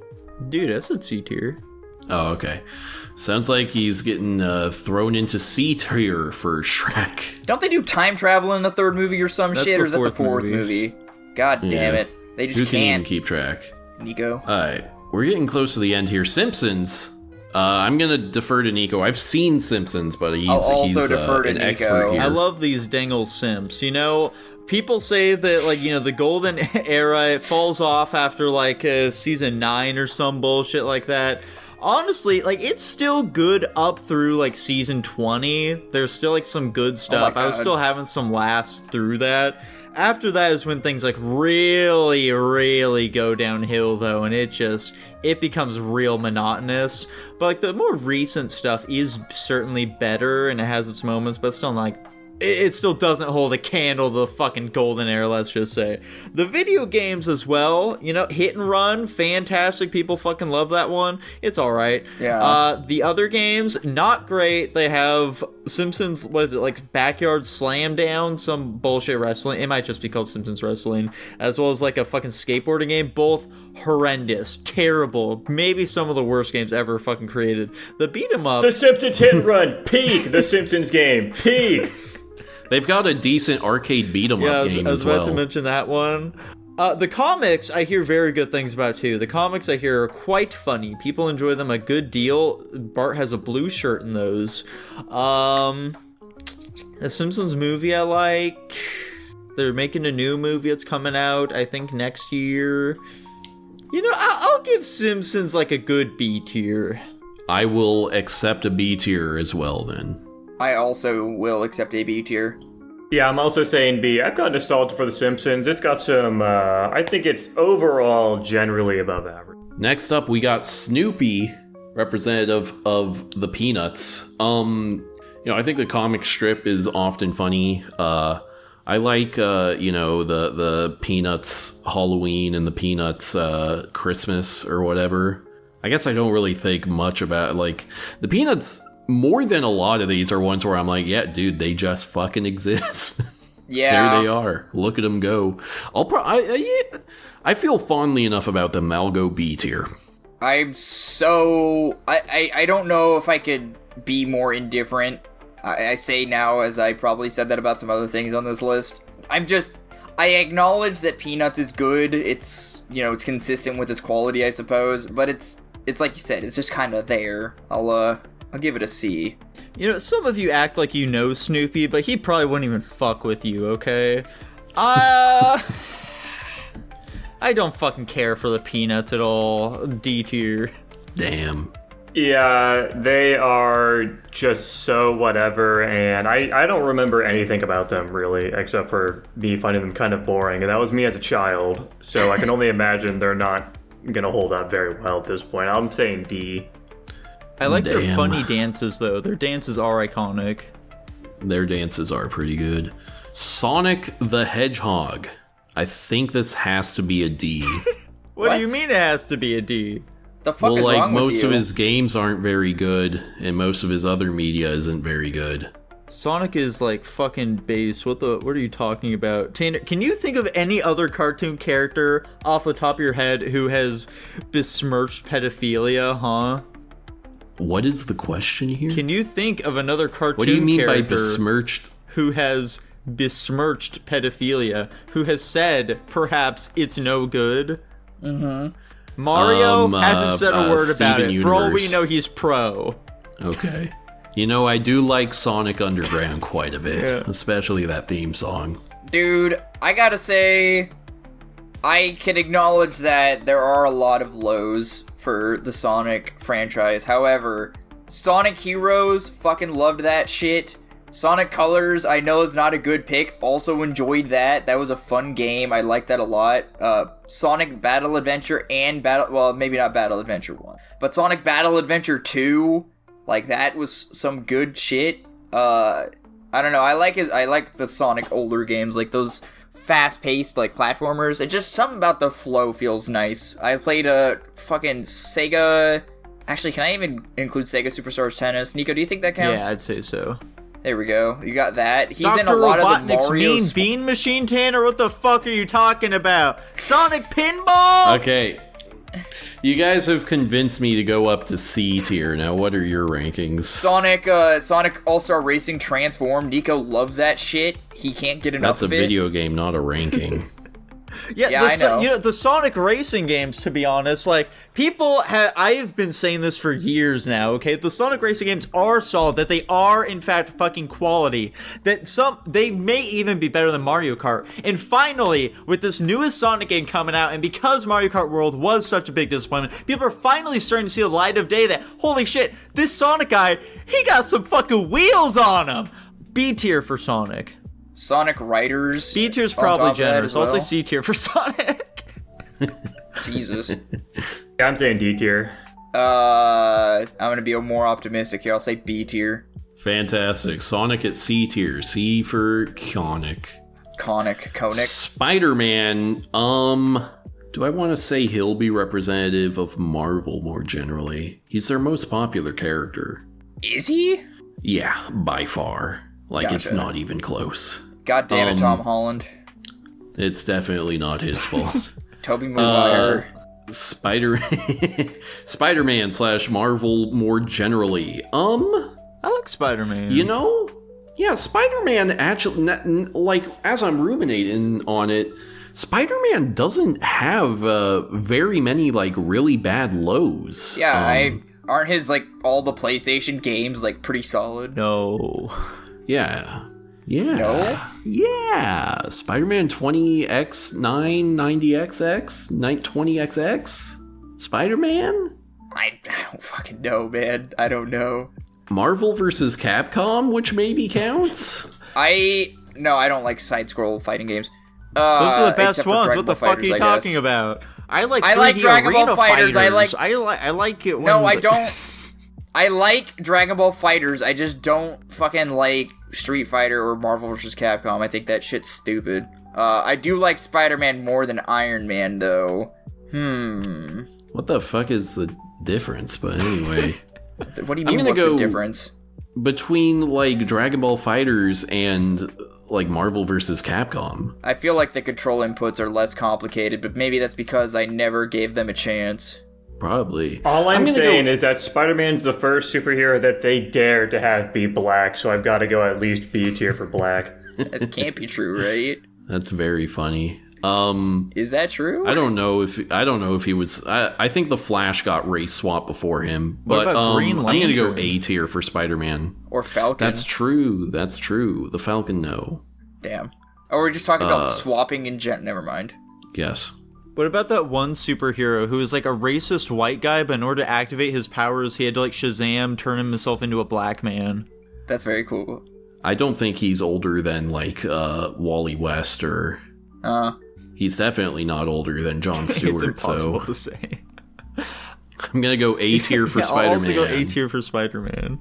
I'll also go A tier for Spider-Man. Fantastic. Spider-Man joining the heavy hitters. Cloud Strife feels really out of place now. But that's fine. SpongeBob. We all have nostalgia for the show. SpongeBob, okay? We all love SpongeBob, but let's get this straight here, okay? Most of SpongeBob is very, very bad, all right? The spin-offs are bad. Dude. The first movie, great. Every other movie after that, bad. Video games, Battle for Bikini Bottom, Lights, Cameras, Pants, fun games. All other games, bad. There you go. True. Yeah. I was about to say D tier. C tier. Yeah, I think I agree with C tier. I agree. Let's go. Minecraft. Chicken Jockey. Is there anything that exists outside of the fucking games? I think in there's the movie? some comic books, but I don't know there's anything Minecraft, about them. There's Minecraft Story Mode, there's Minecraft Dungeons, they got their spin-offs, okay? There's like that fucking tactical one, whatever the fuck that's called. Minecraft Conquest or some bullshit. No, you're thinking of just Minecraft Legends. Yeah, sure. The Minecraft movie. I mean, generally, I have a pretty decent amount of time in Minecraft for various reasons. Roblox, let's not forget about that one. I don't know if I do enjoy Minecraft Dungeons just because I'm whatever you call that game genre, like whatever it shares with Diablo. I mean, I enjoy Minecraft Legends. I played a decent bit of that. I'm not a huge fan of story mode. I don't know much outside of that. I don't know how well received the movie was. It was well received, but for the wrong reasons. Gotcha. Speaking of Minecraft Story Mode, though, Tanner, you're a big Telltale guy. Have you seen that, like, some ex-Telltale devs have, like, come together and, like, they put out a new video game that's about, like, superheroes or some shit? It's, like, popping off. Oh, Dispatch? Yeah. Is that who that's by? Yeah, that's who it's by. Gotcha. Maybe I'll check. I'm not going to check that out, but, I'm not a Minecraft guy. I'm going to go C. Well, given that, I guess I have to give it at least a B. I'm a Minecraft guy. I like Minecraft. Yeah, unfortunately, no, I fuck with Minecraft. I'm probably the biggest Minecraft head here, but that's mostly just because of, like, heavily modded, and yeah, I'll be the first to admit that. It's pretty bad. I think the base game is very serviceable. All the spin-offs are pretty whatever, and everything else is almost all like abject dog shit just because it's all, schlock made for 5-year-olds. So I'm gonna go. It's really a toss-up between C or D, but I'm gonna say C to be generous. I'll go C tier 2. Fantastic. Perfect. Contrasting Spider-Man, we're gonna do. We have Superman / DC more generally. I mean, if we put Batman in S tier, does it not also make sense to put Superman in S tier, considering... I think the problem is... DC as a whole. Yeah, how that makes sense. I think the problem is Superman actually has not reached the heights Batman has. There are no Superman movies that are as good as the best Batman movies. Comic books, he definitely competes. Video games... There's only one, and it's, notoriously one of the worst games of all time. I was gonna say, it seems hard to make a video game about a man who is just straight up invincible and has all the powers of, Very true. Everything. And then TV shows. There's a Superman animated series. I'd probably include Justice League and Justice League Unlimited under here, which I do really like. Crypto the Superdog? Crypto the Superdog. There we go. I think... Man, my heart wants me to do A tier, but I think I have to go B tier. Given that, I think I'll have to go B tier as well. B tier is so fair. I'll go C tier instead, though. Woof. Yeah, I'm also saying C. I couldn't care less. Yikes. Womp womp. Tarzan. I thought this was going to be like Cain and Abel or something. I wasn't That's totally kind of sure. what I was thinking, too. Cain I thought it was going to Abel. be some Bible story. You mean Conan? It's like, this is Samson, guys. Oh, Who do we gotcha. think... What do we think about Samson? Oh, interesting. I thought it could be Lion King, or Jungle Book, but eh. So for Tarzan, I've only seen the Disney movie. I haven't read the book. I haven't seen any of the, 50 bajillion other Tarzan movies. I think I just have to plead ignorance on this one and go C tier. D tier. That's exactly what I was thinking. D tier. I cannot imagine any of the other Tarzan films are good. That's almost certainly true. There's that one with Brandon. I'm gonna go do you Nico on think? this one. It's hard to say. I was gonna say there's a vivid image in my mind of like Brendan Fraser in a Tarzan movie, but like I thought that was wrong. That's George of the Jungle. It's the same exact Is there a thing. live action Tarzan, like a Tarzan remake? Yeah. Yeah. I think so. I can't remember. Maybe. actually. I think I'm thinking of Jungle Book. Never mind. I think Yeah. I agree with Nico. I'll go D tier. Holy cow, Jackson. Yeah, I also said D. Oh, okay, I didn't hear you. Sorry. The Terminator. I've seen Terminator 1 and 2. I think I've read a couple Terminator comic books or something. Yeah, I've checked out the Terminator meets Archie. I'll go with D tier on this one too. I think you might be right on that one. Are there video games of this outside the arcade? Oh, probably. I haven't played any of them though. I have not heard of any. D tier seems so harsh. Most of the Terminator movies are bad is the problem. That is true. Yeah, maybe D tier is right. It's a real fall from grace. I will say, for TV shows, I heard the Sarah Connor Chronicles are pretty good. Give it the benefit of the doubt. Jackson? I'll say D as well. I guess I've seen the first movie and I know nothing else about the franchise. Fantastic. Thomas the Tank Engine. I kind of want to give this F tier. Not only because... I'm gonna Go on. I'm gonna go B tier. I think the show is fine for children's stuff, and the picture books are also fine for children's stuff. Classic Tanner, always going based off of, well, it was made for children, not me. I don't fucking care. F tier. Let's go. You know, I bet Jackson? Wawa Wubsy is I actually don't pretty good fucking for know. children. I'll give it A tier. Why not? I'll say C tier. I don't fucking know. I don't give a shit. Fantastic. We'll put it right there. Tom and Jerry.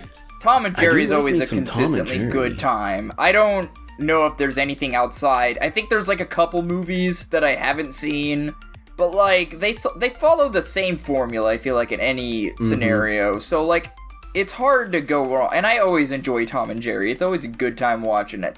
This may be crazy based on what I know and what I've seen. I think that Tom and Jerry are a solid A tier. I think I agree with I'll you go there. even further beyond. I'll say S tier. Ooh. I love Tom and Jerry. I was gonna say fucking B tier. Am I manic? I think it's good, but I don't think it's like anything. Dude, but what about crazy. those sound effects they have? You gotta Yeah, love they're the Quick, Tom. funny, I Nico. guess. Nico, do the Tom screen. Fantastic. Slapping it in A tier. Up with the greats. There we go. Alright, last two. Winnie the Pooh. I have a lot of fondness, a lot of childhood nostalgia for Winnie the Pooh.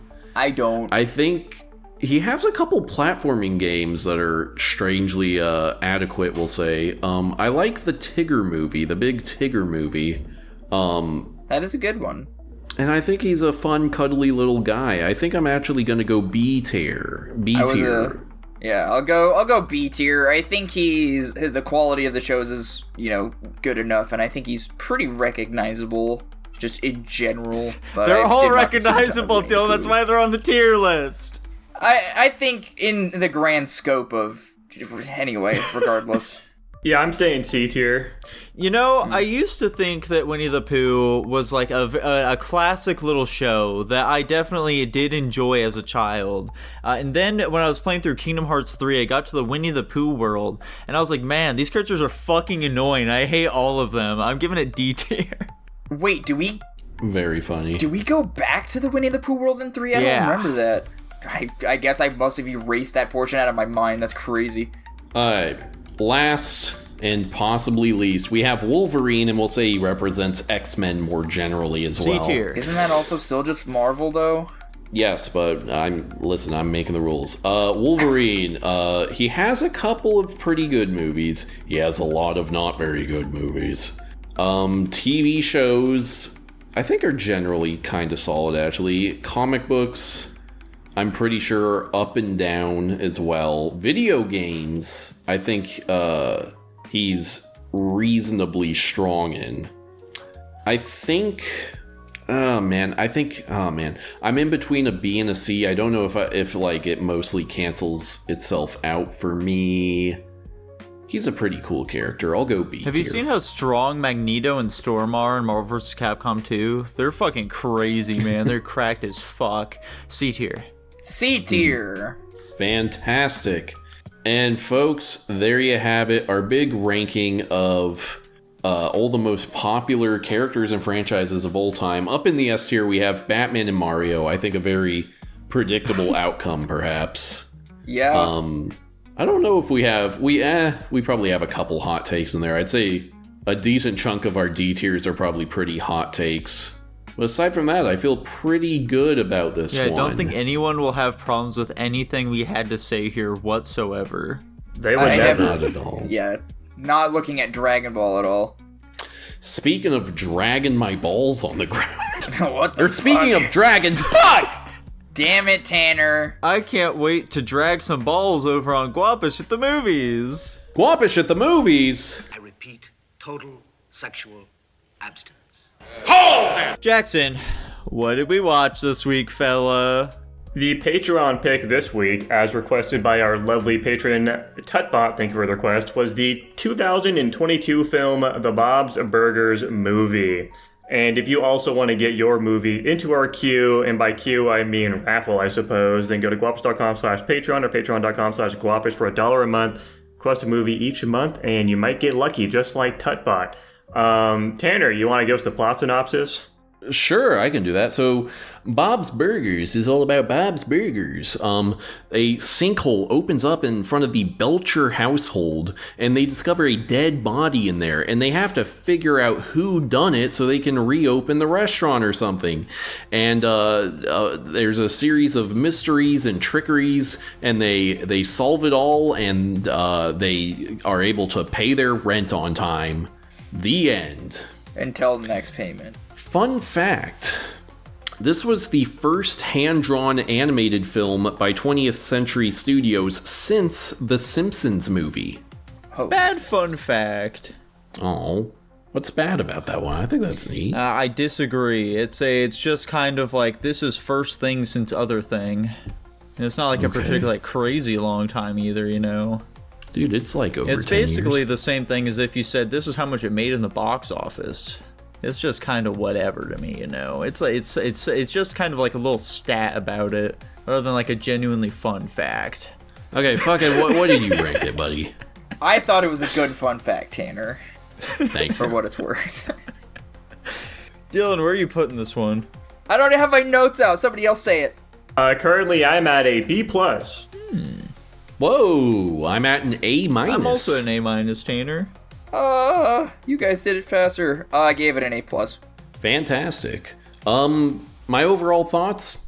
I think it's delightful family fun. I think the songs are pretty solid. I don't have any of them stuck in my head, but I thought they were fun and whatever. And I think the dance moves, those cartoon characters, I tell you, they were really busting it down. Yeah, they're out really there. going crazy with the animation during those parts. Super expressive. It was crazy how much effort they put into that.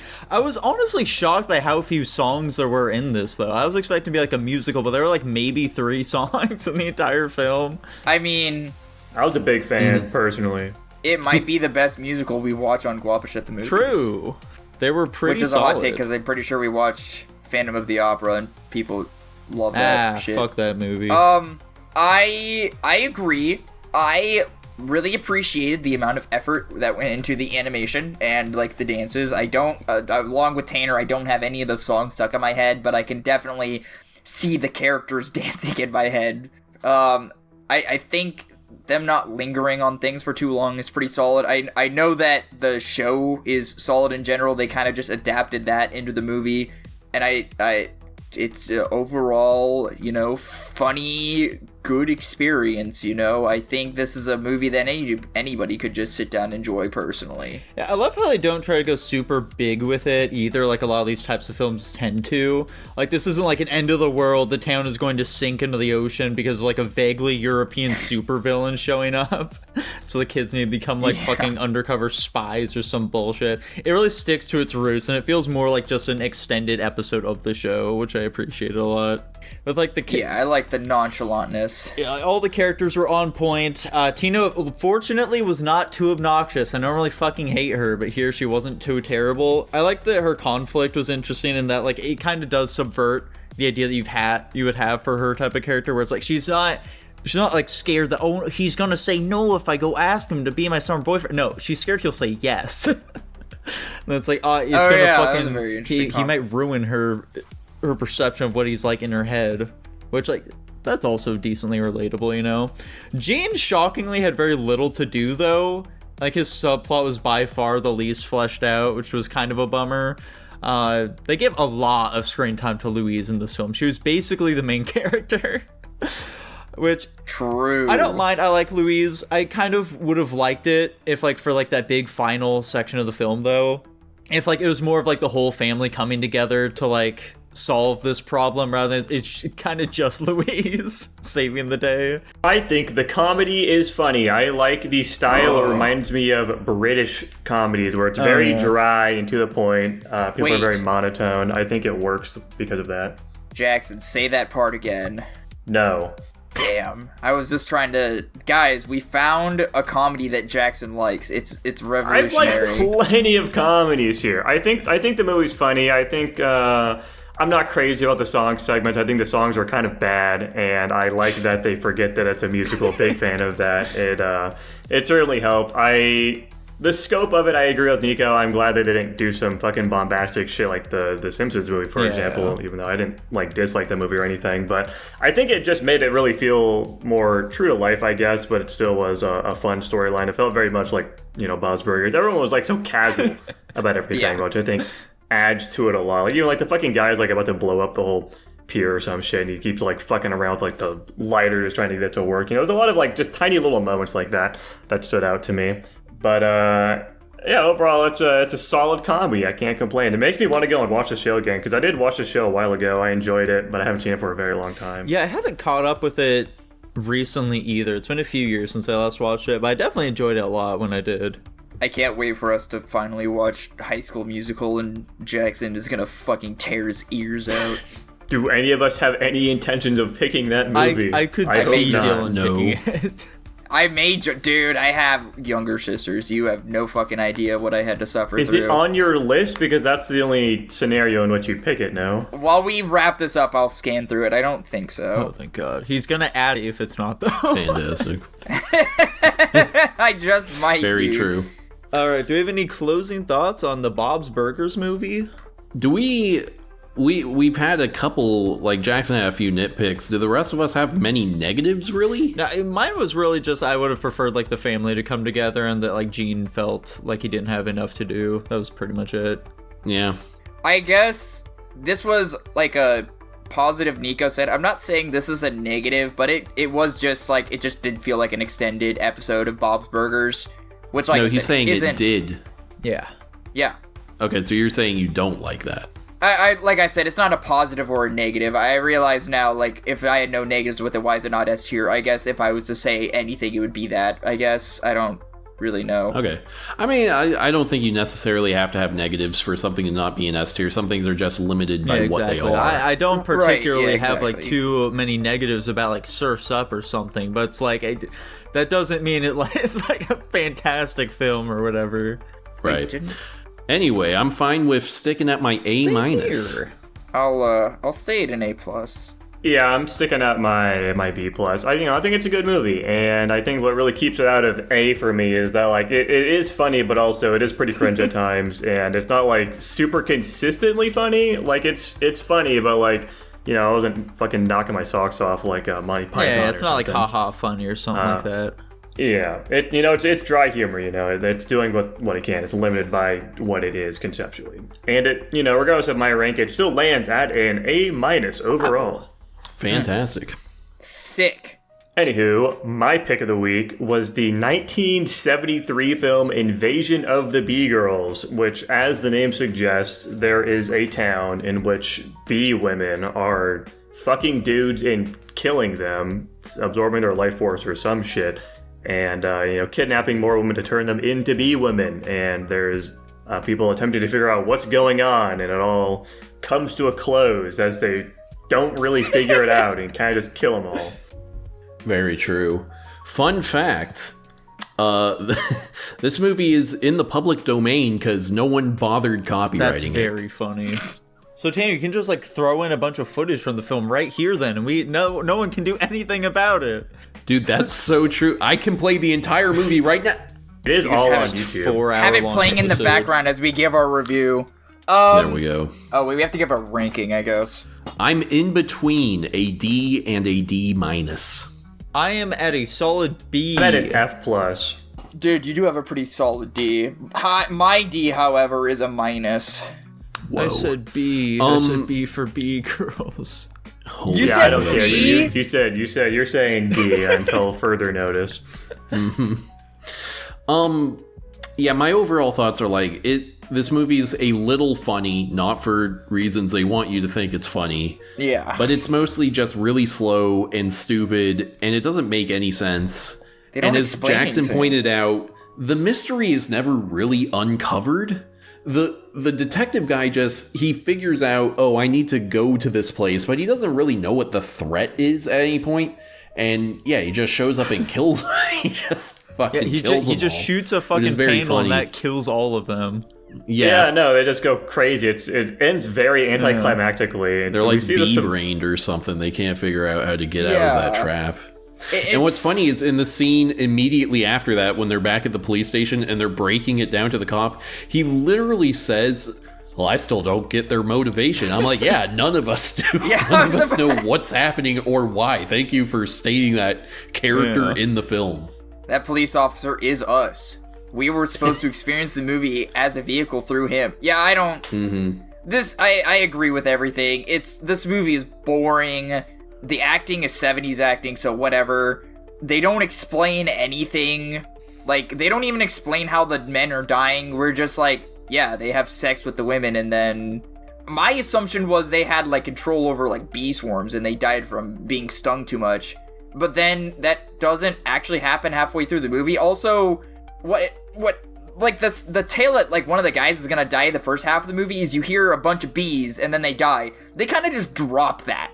Like, that immediately is replaced by, like, some psionic head wave thing that kills the guys, and it's just like... Well, it's that, like, the women are beehives still, and that's, like, the whole thing. And so, like, once the guy, like, sticks his penis into them, the bees go down his urethra and eat him from the inside. I was gonna say, is this just a, like, prehistoric teeth, where instead of teeth down there, they got bees and their dicks get... I'm not...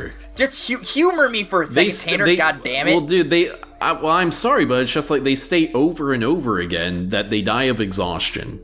It's just stupid, dude. It doesn't make any sense. It is and I stupid, but it's not something to get confused over. my here. idea where instead of teeth in their vaginas, they have bees and their dicks just get stung a bunch until they die. I think that'd be pretty funny. Holy cow. That Anyway, would be funny. They got that dolphin pussy jelly, am I right? Oh, fuck. Yeah, but the ending's so stupid. They all kind of die in dramatic ways, and seemingly for no reason. It definitely was like they could have escaped and they just didn't. And then as to why main bee girl died, who knows? She tore the skin off of her face and then keeled over. Who really knows what happened there? And also, yeah, what was their motivation for fucking dying, or for going out? Like, they just wanted to have sex and have babies to an ungodly degree. They don't explain why that had to have the men dying, or why that happened, besides exhaustion. Yeah, you guys said all my thoughts, so it kind of fucking blows. I'm glad we all agree. We are of one mind. A hive mind, if you would. Oh my god. Do we have any other thoughts? No, I can't say so. I guess kind of with what Dylan was saying, I do wish they did more with, like, them being bee women. Yeah. They do a shockingly small amount of stuff, so it was They really give them just like all black contact lenses, and that's it. That's it. And then they have the scene where they like get covered in beads with the fucking shit. But like, who cares, man? It's like it's. I just wish they did more of it. You know, it was all just so fucking disappointing. Even the boobs weren't even that crazy, to be completely honest with you. It was the 70s, man. You got to work with what you got. Plastic surgery They hadn't been invent good invented boobs yet. back then, man. Yeah. When was plastic surgery invented? It had to have been like the 90s, right? Who knows? I'll go the lower of my 2 ranks and say D-. Let's fucking go! Yeah, the only reason I didn't give this an F tier is because it has the 70s charm. That's about all it's got going. I wouldn't even go that far. I'm saying D-. Let's go, Jackson. Guys, you're not going to believe this. I'm not changing my rank. I'm still sticking at an F+. It landed at a D- overall. Let's go. Very fun. Fantastic. The final picked movie, we've got a special extra movie after this one. You can't see right now, but I'm doing the thing from Home Alone where the kid slaps his cheeks and it opens his mouth real big. Whoa. Awesome. Thank you for that visual. Was Dylan's pick this week, that being the 2023 film Dungeons & Dragons Honor Among Thieves. Please tell us about it. Listen, you guys ever played Baldur's Gate? Or you guys ever played Dungeons & Dragons? Just imagine that, except we're following set characters. This guy's wife dies, he goes to be a thief because he doesn't like the life he has, he gets sent to prison, then needs to save his daughter from a con man who's trying to have an entire city turned into zombies for money, and they stop all of that from happening, and they're still thieves. Fun fact, the other adventurers that we see during the arena scene are actually from a 1983 D&D animated TV show. That's fun. I had a feeling there was something going on with them because they just really fucking stuck out. It was like, who are these people who are just like cosplaying in the world? Yeah, they were very old and kind of generic looking. Yeah, I'm glad I picked up on that. Cool. That's a good fun fact. Sick. Woo! Okay, Dylan, where are you putting this one? This is I could see this being a very contentious movie. I just gave it a flat A. I enjoyed it. Whoa. Tanner, how about yourself? Dude, I am sitting at an S-. Oh my god. Wow. Jackson, bring us down to earth here. I am in between a B and a B+ right now. For some reason, I was kind of expecting you to say, I'm at an S. I'm liking the variety Jackson here. would be so hands. based if he ever did that. Yeah, right. I'm going B as well. Sick. Whoa. I'm not gonna, well, I guess I might as well get into it if I'm gonna say this. One thing that I got worried about going into this is one of the reviews on, that I had seen going into it said something about how this is just another one of those movies where they're just using it as a vehicle to, deliver a message over a movie. And I have a bad history of not liking those movies because it's dumb. Just make a movie. Who cares? Quit but inserting yeah, I like woke into my D&D. Yeah, what would the message be? Yeah, what are you talking about? Marry and have kids with black women. Yeah. So now that I'm looking back on that review, that person's retarded. But yeah, I like how I was going throughout this, and like, mind you, I've had minor experience in a D&D campaign. We're going through a Baldur's Gate 3 playthrough for the audience members who wouldn't know that. And I liked how in the world I could be involved in it. Obviously, if you don't have any experience, you're not going to have a fucking clue. But, like, you know, I didn't remember the name of the Displacer Beast, but when we got to that portion, I was like, oh, shit, we've seen one of those. That's really cool. And, like, they're naming all these places. And I think they do a good job of making the world just feel included. Like, we don't go to all these places, but if you know, you know. Which, you know, maybe not a good storytelling, but I like the interaction between the characters. I like how, you know, you've got Warrior Chick. She's dumb, but she's super strong. That checks out. You've got Bard Man. He's good with charisma and, like, coming up with ideas. That fits. You've got fucking the Sorcerer guy. I don't know what his strengths and weaknesses are, but he's kind of there. I mean, he lacks confidence. That was his entire arc. Yeah, but that's not a D&D stat. Well, It actually is. It'd be charisma. And sorcerers use charisma as their spell casting modifier. So it all makes sense. There we go. But, the only issue I kind of have, I guess, I like how everything wrapped up. The only issue I have is when the daughter forgives the dad, it felt kind of unearned and sudden. Like, she's been lied to, like, her whole life about everything that's been happening to her and her family. And then it's just like, the dad's like, you gotta believe me. And she's like, okay, I love you, Dad. And I'm like, it's a very touching moment. It just doesn't, that moment didn't get enough room to breathe, I think. Other than that, honestly, when one warrior chick died, I did fucking tear up and I cried, I'm not gonna lie. But, I like how they've just kind of been inserting, like, the dragonfly throughout the movie, and like, oh, you have to let go, and I'm like, oh shit, I think I know where this is gonna go. I didn't expect the warrior lady to die, but, I figured it'd be like, he had to make a choice of, like, save the tablet, or, like, do something else, and so he had to, like, let go of his wife so he could move on. But, I thought the acting was pretty solid. I thought their use of practical effects, not great, but I do appreciate it. I do like practical effects over... There were practical effects, right? Am I fucking crazy? Yeah, gelatinous there were, cube but was why are they not great? I don't know. It's just... I feel like Labyrinth did it better, in my opinion. But... Did what better? It just looked... What are you talking about, dude? I don't know, man. It was fine. I appreciate the practical effects regardless. That's the main point I'm trying to get out of this whole thing. I'm liking... I like how it's not all super CGI. And even the magic CGI, I think that was pretty good. The only other issue I'd have with CGI is at the very end when Warrior Lady's fighting the fucking dragon statue. That didn't look super great, but what are you gonna do, I guess? I don't know. Yeah, I'm gonna interject before I get fucking... Pause. I'm going back to something that Dylan said at the very fucking start, but I just never had a time to actually talk about it because he just kept fucking yapping. That's why you gotta interrupt the man. I know, I don't want to do that though. I don't want to be a dick. Anyway. I want to get his fucking thoughts out. But Dylan talks the longest uninterrupted of all of us, so please interrupt him. Yeah, I just want to go back to... I think the emotional beats of it, I think those worked. I was shocked by that, to be completely honest. Like, the ending sequence with the dad and the daughter, I think, worked pretty well. But also, it reminded me of Heretic, funnily enough, because of the whole butterfly thing. Like, the butterfly is, like, the dead friend or something. I thought it was because they both have Hugh Grant in it. I was gonna say the actor guy. No, I didn't even fucking make that connection. That's really funny. What do you mean? It was so obvious. That's so crazy. No, I saw the guy and I was like, this guy seems really familiar. Oh my God. I don't know from where. Wait, really quick. Temperature check. Did you know that the warrior lady is... Or wait, yeah, we watched Avatar. Is Michelle Rodriguez? Yeah, she's the fucking helicopter pilot from Avatar. You at least knew that, right? Hell no. I don't even know what the fucking main character of Avatar the main looks like. chick from Fast and Furious, buddy. Oh yeah, I forgot about helicopter. What?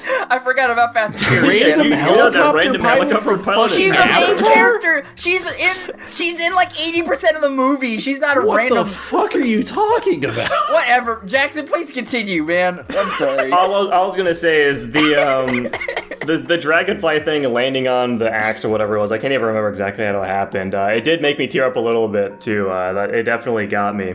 And it's not common that a movie gets me to be emotional like that, but I think they just actually did handle it pretty well. I did want to open up the floor though. Do you guys think he's based or not for letting his wife stay dead and reviving the other warrior chick that died, in sacrifice to attempting to fulfill that goal and I guess save the city as well? Yeah. I think, I don't know if I'd say based, but I wouldn't say cringe. I think it's very understandable and probably the, right move because, yes, the mom is the kid's biological parent, but, she grew up with Holga and, she, emotionally, she recognizes Holga as her mother, you know? Yeah. And, even if he did the reverse thing, I don't know if his kid is going to get over that. Even if she does grow to love her mom, she's going to be like, yeah, I have my original mom, but also, you kind of let go of the woman that raised me, Yeah, and she died in the, pursuit of trying to get her back as well. So, it's like she died in vain, basically, and I don't know. Nico, I want to end high with my thoughts, so let's do you now. The CGI in this film is pretty rough at times, like particularly during like that scene where our fucking druid lady was like turned into a bunch of animals and like running through the city. It looked pretty fucking bad there. Like the deer did not. It had weird momentum to it. Wasn't it? The big part for me that looked dog shit was the whole hell sequence. Oh my god. I was like mouth agape through like 90% of the hell sequence. Very green screen. Especially near the Underdark, wherever the fuck, you know what I'm talking about. Okay. Especially when they're like getting chased by the big fat dragon. Dear god, it looked fucking terrible. It was it's like a completely immersion breaking. Because I thought the movie looked pretty good up until that point. And then I got there and I was like, wow, this is fucking bad. Tanner, did you like the Quirk Chungo dragon? I thought he was fine. He didn't offend me too much. Happy to hear it. I didn't. Because like they make one bit about it when they first see him, and then everything after that they treat it seriously. Yeah. I did question why there was a fat. I didn't question it till the very end of the sequence, but I do remember recalling like why did they make a fat dragon? It seems like they were just trying to make some kind of funny bit out of it, but I don't know. Yeah, I'd imagine that's why. It was a decent movie, though. It was a decent little film. It's got some funny parts in it, too. I wasn't expecting to find it funny. Like, the graveyard sequence of digging up people, I think that was handled pretty well. There's just, like, a bunch of, like, random little tiny clips, like when they get out of the Underdark, the fucking commentary of the guys, like, walking in a straight line and going over the boulder, you know? There's just a bunch of random little stuff. Yeah, they've got some fun, interesting problem-solving techniques, too. I really did just feel like watching a D&D campaign. I know, shocking. Yep.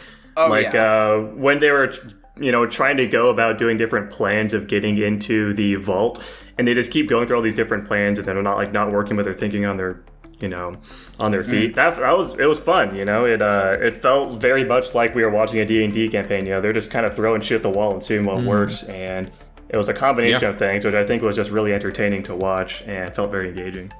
Yeah, and that's why I loved it so much. Like I think I pretty much by far have the most experience playing D&D here. And yeah, I think this movie captures the feeling of a D&D game probably about as perfectly as a movie can accomplish that, because it's just like the fun of it and how adventurous the world is. And like, I think they do a great job tonally of like writing that line that you often see in a real life D&D game where like, yeah, the players are going to be making quips and they're going to be making jokes and whatever. But then like, oh, we have like the threats are serious and you're going to take that seriously. Like it manages to have that, and there's some emotional beats that it hits as well. I think it does a good job just meeting everything, and like, they don't even really stretch the mechanics that far. Like, if you're like trying to be a stickler about the rules of D&D, it's pretty faithful in that regard as well, which I think is pretty impressive. And there's so much in there for people who are really familiar with D&D to really latch onto. Like, in that opening scene when they're waiting for Jarnathan to show up, for one, like, having a fake made-up name that sounds kind of close to a real name, that's very D&D. And they mentioned, oh, he's an Arakoa, and if you're a D&D person, you're like, oh yeah, Arakoas, they're very free-spirited people, they're, very kind and pacifist and whatever. He probably would just let him out. But no, our players decide to grab him and fucking jump out the window. And there's so many little moments where you kind of, it's like you feel the hand of the DM dip in, like when they meet Jank and you're like, okay, this is the overpowered DM character because he wants to play for a little bit. And, or like when they fuck up that puzzle and then it's just like, oh, hey, this item you already had, it helps you solve it. That's great. That's like the DM like ass pulling some like, oh, I need a way to get these fuckheads around that puzzle that they soft lock themselves for, and then them taking that item and abusing it for the rest of the adventure to do all kinds of bullshit. It's so perfect in that regard. I think it's pretty well paced as well. It's 2 hours and 12 minutes, but I feel like it didn't like weigh me down at all. I thought it was clipping through everything pretty well. I like our characters. I think they make a lot of sense. Like I said with Simon, I think it's really neat that like, sorcerers, they use charisma for spellcasting, and they're like, oh, he's not very good at being a sorcerer, and it's because he's not charismatic. It's so like, oh, everything kind of matches. My big complaint is that, like, this movie does often dip into, like, millennial writing, or you could say, like, Marvel quippy writing. And honestly, for D&D, that actually works a lot of the time because it's you, the players, doing that stuff, so it's not the same as watching someone else do it. And some of it doesn't hit, some of it does. Like, overall, it doesn't drag me down very far, but I'd say that's my biggest negative. A few of the quips, I'm like, okay, that one wasn't even funny.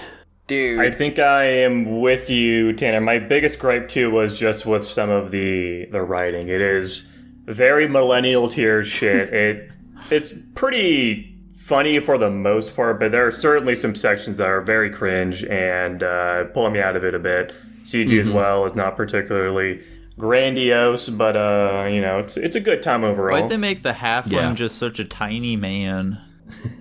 That was very well done, I will say. I was surprised. Dude, I forgot an important question. The druid lady, hot or not? What's our take? I'd say yes. Let's fucking go. Unfortunately, every time I see some fucking ginger chick, it just reminds me of my homeless friend, so I'm immediately getting turned off. Oh, bummer.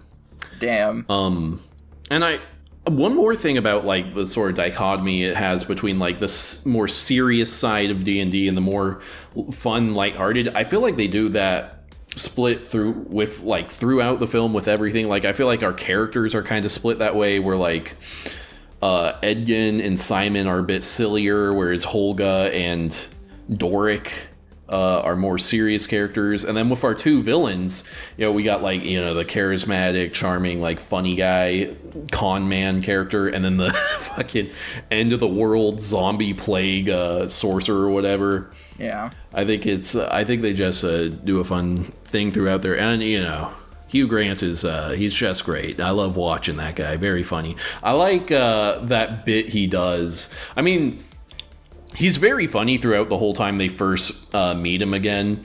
But at the very end, when they're, like, trapped in the quicksand and Holga, like, screams at him and he just goes, I'm Holga, dirt, dirt, dirt. And then he walks out the room. That got me to laugh pretty hard. I do like the villain a lot. He was actually quite a highlight for me. Yeah. They handled them very well. He's just such a piece of shit and so unapologetically about it that it really adds to it. Plus the dichotomy of, like, him being really charismatic and then there's just the fucking psycho woman just standing there doing some bullshit all the fucking time looking crazy. They're a good pair, I have to say. They're a good pair. I did like at the very end, after they defeat her, that the druid just goes fucking crazy on her, just demolishes her body.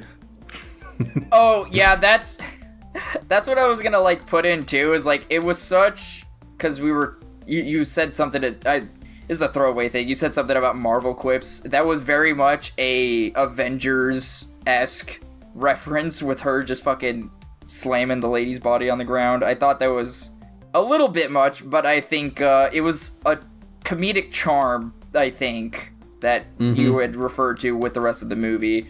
But yeah, still enjoyed it. Yeah. And I think I read this in a review or something, but someone pointed out, like, each of our main characters are, like, a different type of player. You got our main guy is, like, the guy who's all about RPing, but he doesn't care about combat at all, which is why he doesn't do jack shit at any point in this movie. Holga is, like, the player who's all about combat, but they don't care about like, roleplay at all. And they're like, and you even see, like, the DM, like, force them into an RP encounter for her to, like, give her some backstory. Simon is, like, the new player who accidentally chose the most complicated class in the game. And Doric is the character who just wants to do cool shit. And so they force the DM to allow them to do stuff like transform multiple times in one battle or whatever. Yeah. I do think an enjoyable quirk of the movie is Holga just kind of saying whatever the fuck she wants and, like, just the worst possible option or, like, just the dumbest response. I thought that was very fitting to the character. It was very, very fun throughout the entire thing. Holga's just the fucking one dude from Guardians of the Galaxy. Yeah. And it sometimes kind of feels like you can like, in your mind see where the roles are. Like, And that's kind of an unfair advantage this movie has over other movies being a D&D movie. Like, when some stupid, unexplainable bullshit happens, you could just be like, that's just D&D sometimes, Nat man. 1, baby. That's a Nat 1 right there. That's just what happens.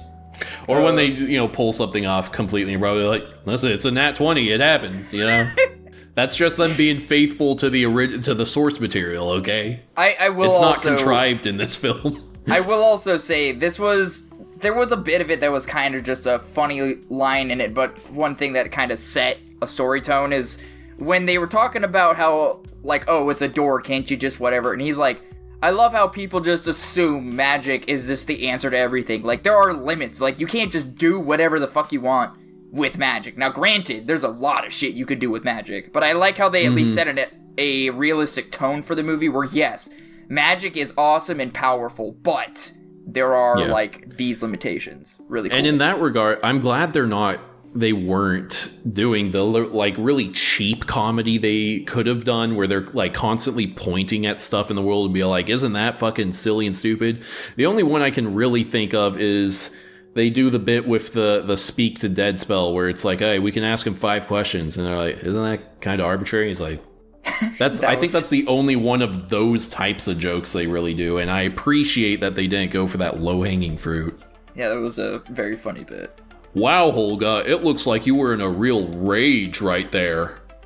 Oh, she was a barbarian. That reminds me, the action sequences were pretty good too, especially with the Holga ones. They're well choreographed and fun to watch. I agree, yeah. Well, fantastic. That seems like all of our thoughts here. So, yeah. I think so. Obviously, I'm sticking at my S-. I love this movie, and I think it is a delightful D&D experience. Sounds like the director really rolled a nat 20 with you. It's more like an 18, but I agree. I would lop your head off right now if I could. Dude, unfortunately you rolled a 12 and my AC is 13. Better luck next B time, buddy. tier. Sucks to suck. Whoa. I think I'm gonna bias towards my higher end and give it a B+.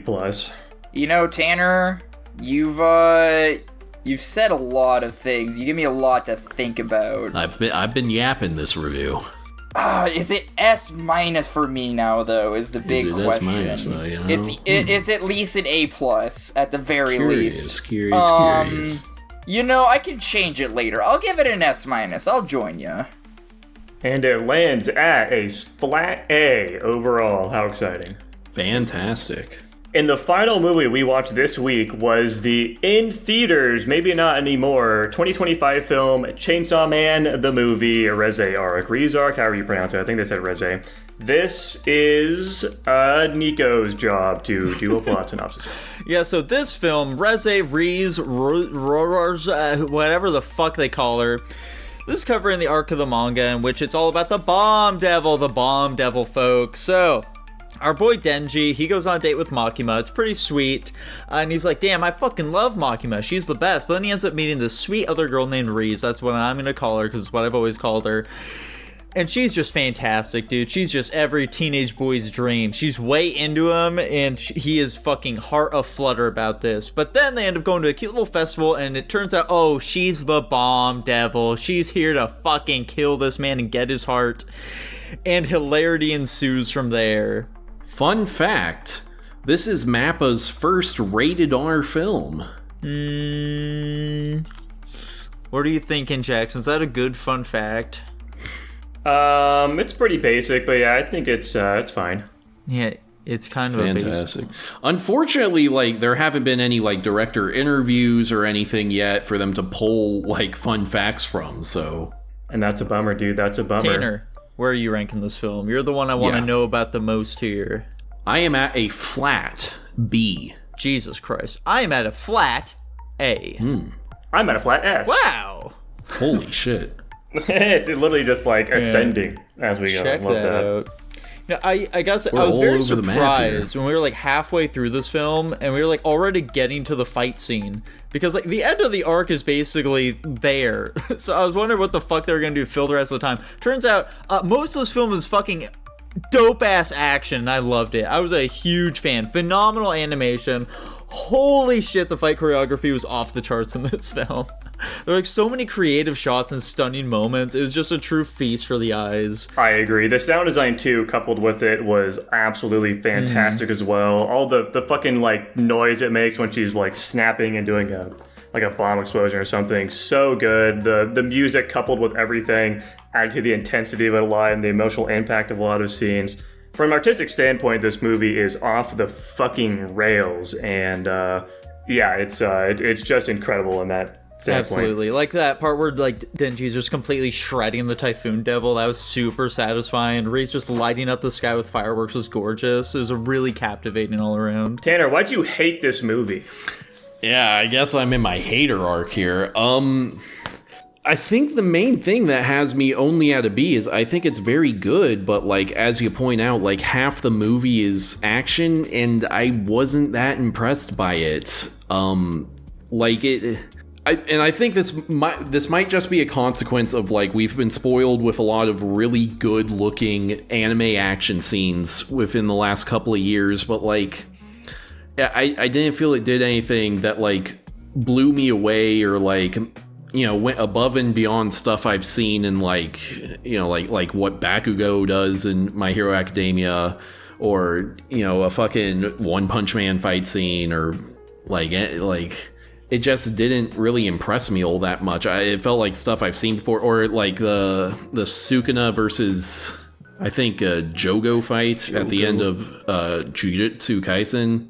It just like I'm like, this is a good fight scene, but it's not like, you know, sending me out into the stratosphere or anything. And so because of that, like, it's a good movie, but it didn't blow me away. And like, frankly, I don't think it did anything to really justify it being a movie to me. Like, if this just came out and was the show, I'd be like, yeah, that makes sense. It might just because like it's like there's not a lot going on here, as you point out. Like the first half, it's like Denji meeting a girl and then dating her, and then they fight, and that's kind of all that happens in the movie.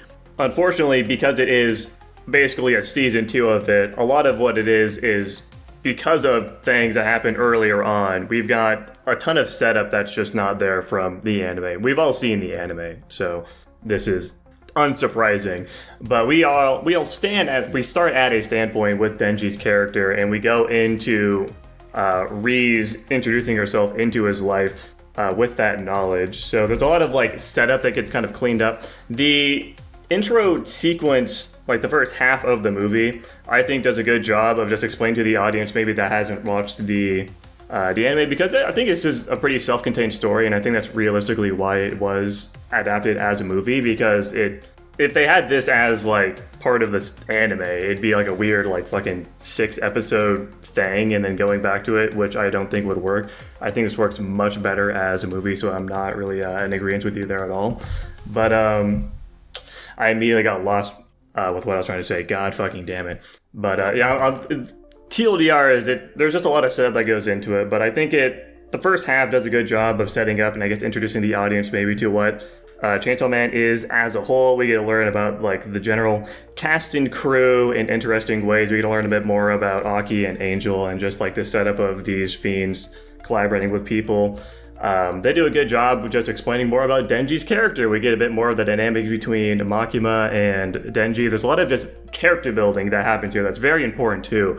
Like just Makima's whole outlook on humanity, I guess, and, you know, from the perspective of the arts, really just does a lot for her character and Denji's interactions with her, and, you know, having that internal battle of, you know, her versus Ri's and why he wants these relationships in the first place. It just does a lot of setup for things to come, which obviously is not something that's like entirely founded within the movie, but, you know, as a Chainsaw Man fanatic, as I would describe myself as potentially, it works, and I think it is compelling enough to his character for the later halves of the movie, especially for the outcome that we get at the end, where he's still, you know, some people might see, like, why the fuck did he, like, let her go or something, you know? I think that it all does a good job of explaining his rationale behind these things, and even why, in the end, Ri's came back to him, unfortunately, even though she was doomed because of Makima.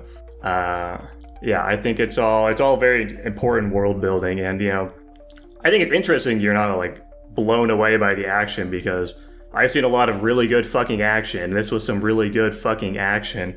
There was some really interesting sequences and some very artistic ways of doing things, especially with like the color palette. Chainsaw Man's very well known for its interesting color palette and just artistic representation, especially on like their the covers and stuff or some of the art spreads. And they represented that in the movie, which I think is cool. So like specifically in like the Typhoon Devil thing, there's some cool things with like the warping and the like very, I don't know, splotchy kind of style when they're inside the tornado to like represent them like literally being fucking tossed around in a tornado. They had like all like the cool time stopping thing and just the interesting I don't know. I lack words to describe the techniques they're using, but they're just doing a ton of really cool shit. Specifically, like in like again the time stop thing when they were fighting in the building. Tons of really interesting animation techniques on display here. And even if you didn't like it from like a technical standpoint, there's still so much to love about just the fight scene section in general. Just like the absurdity of it. He's riding his fucking shark guy around with like an interesting combo, which I think is just fun. We get bits of Aki and Angel. We learn more about them, maybe Aki's perspective on life in general. And again, he's a very important character later on, so it's just more character building. There's just some interesting stuff too, like when fucking like Denji's just getting his shit rocked for most of it, which is not what you'd expect, I would say. Most people, I would imagine, would not expect that to happen. And it's just fun watching him fucking come back and the ways he has to work around that. It's just fucking peak, man. It's just fucking peak. And I can keep yapping, man. I've got notes on this shit. I haven't touched a single one of them yet. I'll tell you what, this shit pissed me off with how good it looked, because it just made me think about just the current state of anime video games and how Chainsaw Man fucking deserves a dope-ass game, some sort of Sweet Fighter or like Devil May Cry-esque game, but they're just never gonna fucking get that. As we discussed in this episode, they're just gonna get some shitty-ass arena fighter that look terrible. I fucking hate anime games, god damn it. One thing about this film that I do, it's a little bit of a complaint. I'll knock it a tad bit for, but like, listen, this is just an issue with like anime in general, so it's not like that big of a deal. But like, there's a lot of these big fighting sequences in this, and Risa's whole deal is she uses explosions, and because of that, it's very ambiguous just how deadly any of her attacks will be against somebody, particularly against like Denji and Beam. Like there's sometimes where they're just getting fucking their shit rocked, like Beam just absolutely tanking these explosions as she's just fucking mooting him in the stomach, and like all these explosions are going off, and he's down for the count, but he's fine for the most part. I mean, you have to understand there's like some power scaling here where Beam is the shark devil, and sharks are, they're pretty globally feared by a good amount of people, I would say. So I think you might just be underestimating how strong Beam is, potentially. But I do agree, it is some anime bullshit where it is kind of hard just to even conceptualize how hard something hits or whatever. Yeah.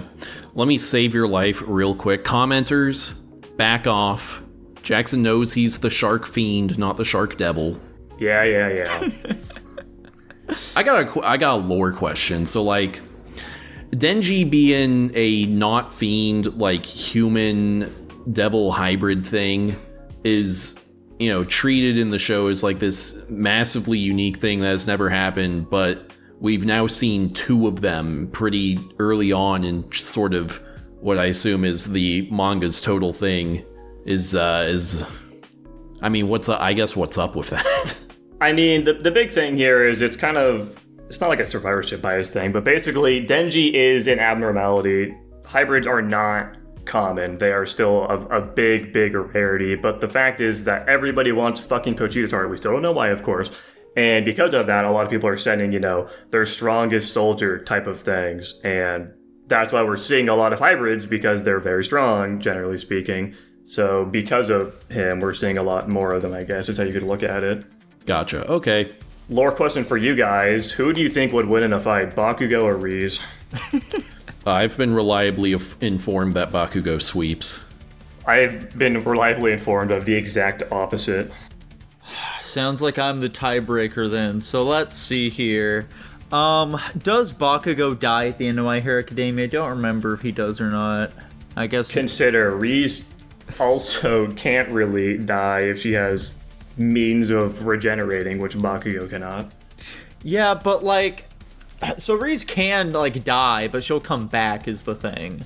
And, like, I don't think that's totally fair to count in a fight, because, like, it presumably takes her, like, quite a while to return, correct?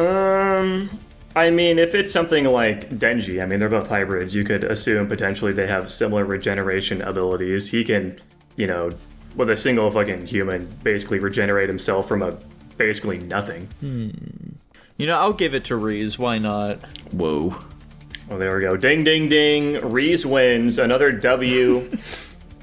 Especially because, like, Riz, she can, like, just keep doing her shit. Bakugo does need... like fuel in order to like make his explosions. If it's like a decently like prolonged fight, he will eventually start running out. That's true, although he is much faster, and I think his explosions are much more deadly than her. Yeah, I think that's up for the power scalers here. I think we'd be pretty split on that. We saw some crazy shit that Riz was doing in the movie.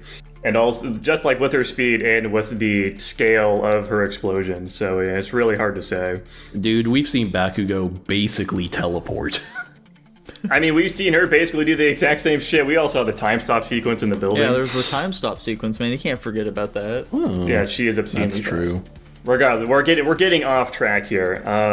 Nico, do you have any other closing thoughts really before I fucking talk about other random shit? Big fan that Kobeni made an appearance in this film. I was fucking pogging at the screen when that happened. I like that we got to see her little scantily clad tutor in that one sequence. Wish they lingered a bit more on that, but that's fine. I just like her inclusion in general, specifically with the violence devil or the violence fiend as well, because it's just like we're at high stakes action, but they still take us back to it being a Chainsaw Man movie with like just some stupid funny absurdity shit, which is just, you know, great. Like the 2v1 thing and they just fucking leave. Yeah. Love that shit. Big fan. That was very fun. The guy in the plague mask is the violence fiend? Yeah.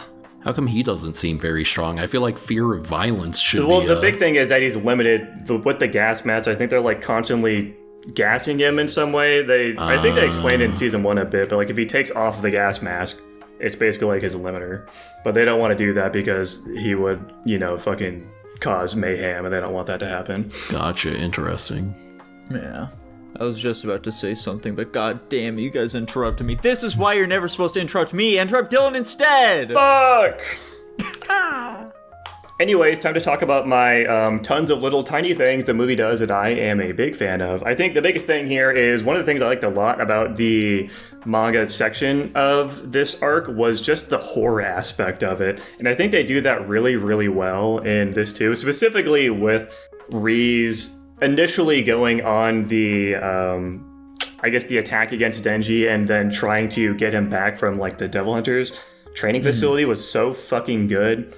That whole sequence was absolutely amazing. It felt like you were watching a horror movie just from I don't know, she was just doing some fucked up shit to these guys, you know, the fucking holding their heads out in the darkness with the high beams. I really like that panel. It's super fucking good. That part was excellent. The part where she's like getting stalked through the school was also super well done as well. Yeah, no, the whole stalking sequence too is really nice because a lot of people probably would come out questioning, like, why didn't she just killed Denji right off the bat? It doesn't make sense. And I think a lot of it is just because she is genuinely in love with Denji. I don't think she really fully understands it at the start, but she is basically just a parallel to Denji. They've got very similar lives. They're both hybrids. They are both being manipulated by people.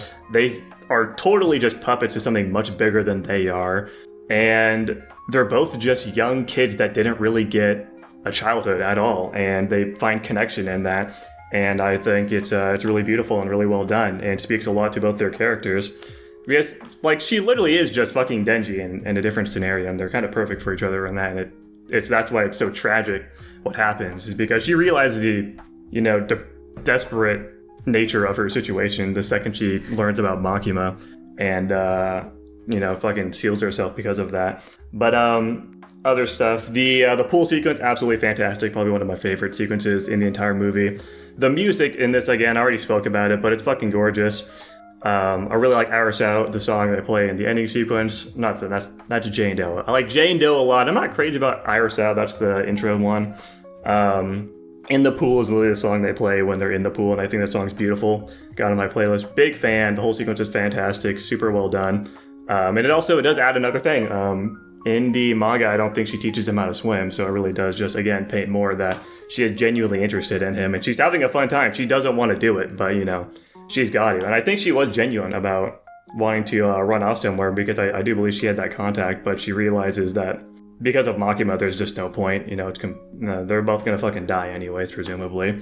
Yeah, I do love how, like, there are a lot of ways in which you can really think about her character, because there are, like, all these, like, little things where it's like, ooh, is she, like, genuinely, like, into him? Is she, like, trying to, like, help him out? Is she just, like, trying to, maybe, like, instead of, like, running away with him, is she just, like, wanting to, like, lure him away from, like, all the other, like, devil hunters or, like, Makima's control and stuff like that, so then they can more easily kill him? It's, like, it's tough. It's a real toss-up here. Yeah, and I like that, too, because, lets you just think about it more, and I think that the sign of a good piece of media is just getting you thinking about it, which this arc does a lot for me.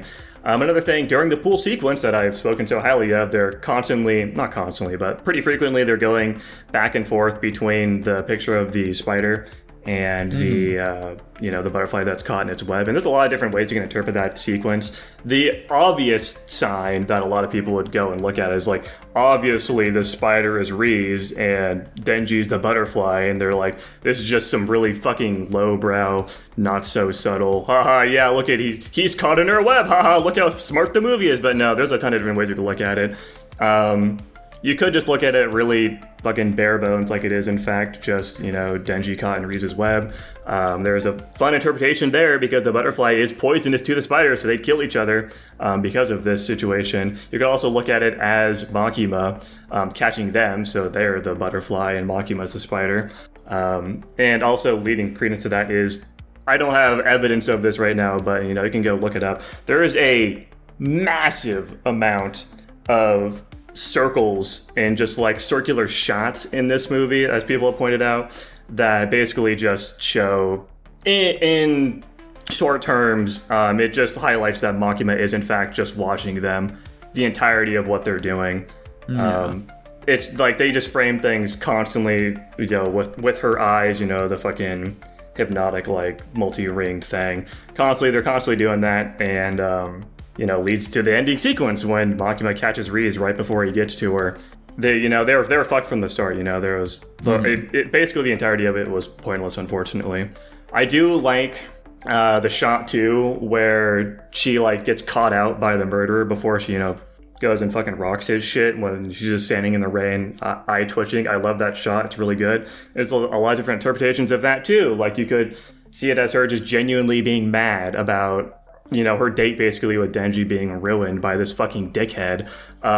You could see it as that's just her true self, and that's finally, like, her facade dropping for the first time. Regardless, really well done. The animation of her taking that guy out and then just playing that was super cool too. Big fan. There's fun fact that there was a fan animation of that whole sequence of her being chased and then choking the guy out that was making the rounds well before I think even the first season came out. And I think the movie won up that animator, unsurprisingly. I think it would have been fun if they got that animator to help with that sequence, but, maybe they did do that. I don't know. I didn't fucking look it up. Who cares? Yeah, that would have been a fun fact, Tanner, you piece of shit. Yeah, you should have fabricated something because it would have been cool.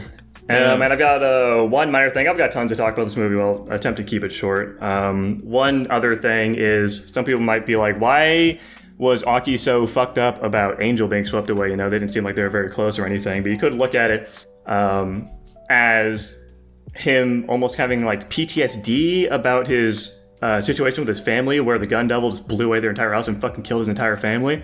He doesn't want to see somebody else get blown away and die again, so you want to help him because of that. That's one interpretation. Maybe a little bit loose, but, it's something you can look at. There's just a lot of, like, little minor details, and that's what really makes me love this movie. And I'm sure if I wasn't, like, such a big fan of Chainsaw Man, just for context, I've read the manga, like, 4 fucking times, and I'm still currently caught up. and I was a big fan of the anime adaptation as well.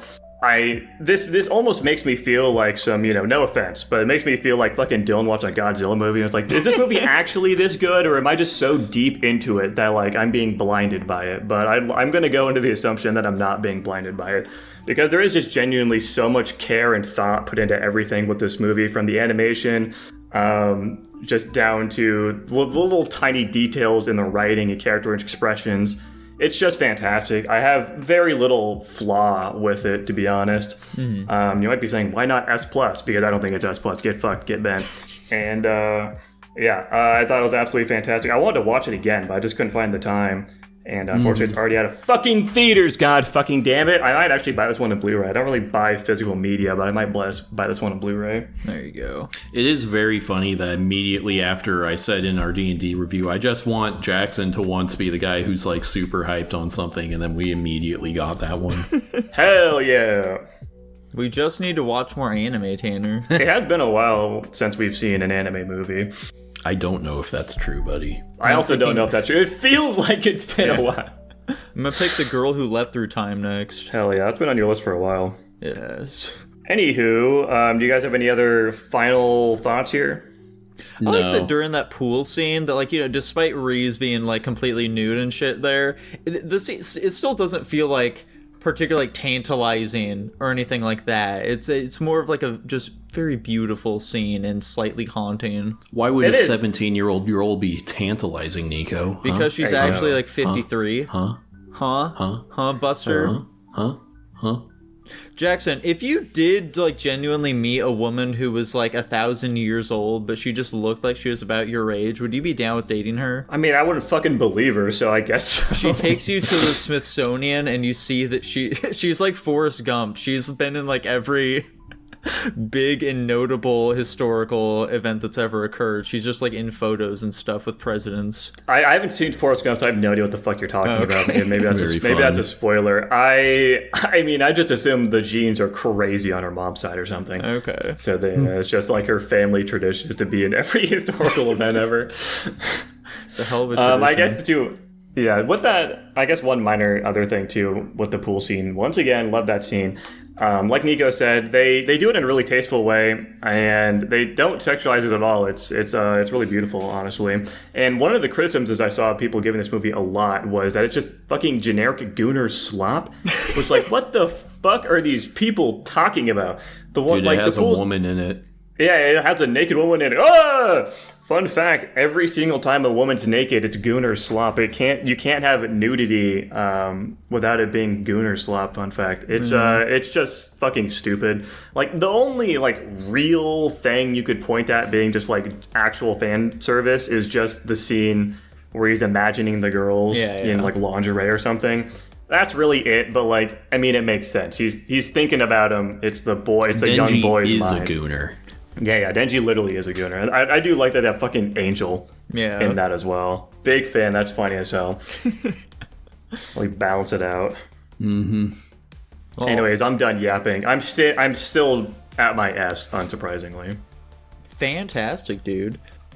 So, I currently have this film at the same rank as Mugen Train, and I'm really trying to figure out if I do see them, like, kind of on par with one another. Because, like, they both have phenomenal animation, solid stories in each of them. Mugen Train made me cry, though, And so, like, I just don't think it's worth putting the Reese movie above Mugen Train because of that. Because I didn't quite get that same emotional... What word am I looking for here? I didn't get the feels quite as much from this film, I'll just say. So I'll leave it an A. And I'm leaving it at B. Whoa, and unsurprisingly, it lands at a flat A. Nice. Fantastic. Very good film all around. Jackson, I got a quick question for you. Tanner cut this out of the episode if he doesn't have a funny answer. Would you date a girl who is, maybe not perfect, but like she's something you're willing to date, but... That's the end of the hypothetical. Yes, I would. But she insists that she survived the Challenger explosion, and she always brings that up when you meet new people. Yeah, sure, that's fine. I think it would be funny. It's a bit, it's a long-running bit.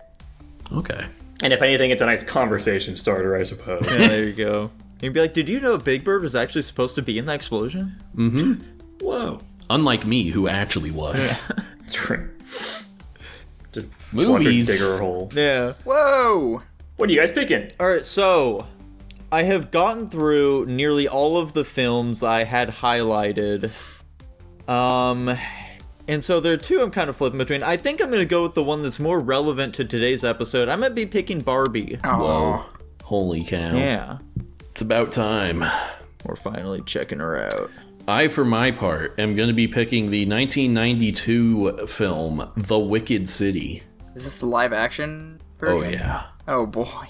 Oh my lord. Anywho, the Patreon request this week that got rolled was the 2011 film Paul, as requested by Nedigan. Thank you for the request. And if you too would like to get a film requested just like our patron Nedigan Dalen, Tanner's going to tell all about how you can do that. That's right, everyone. If you head on over to guapish.com/Patreon or patreon.com/Guapish, you can subscribe for only $1 a month, and in exchange, you get early access to every episode as well as exclusive access to our pre-Guap show, and you get in the Discord where you can talk to us, you can send in topic requests, you can send in movie requests just like Nedigant did, and you get 500 slime coin, and finally, you get your name read out at the end of every single episode, just like I'm going to do right now. Thank you very much to Nick Fuentes as my Catboy Playtoy, sorry. Slayed by Jay, Blake, Nedigant, I Love Lesbians, Top Ramen Man, Don't Talk to Me Until I've Had My Morning Bussy, Tutbot, Lucas Ledette, Hunter, and Jacob Edwards. Thank you all very much. That's right, folks. Hope you enjoyed. If you did, you can feel free to like, comment, subscribe, ring-a-ding that bell, and we'll be seeing you next time. Bye-bye. Bye. Later.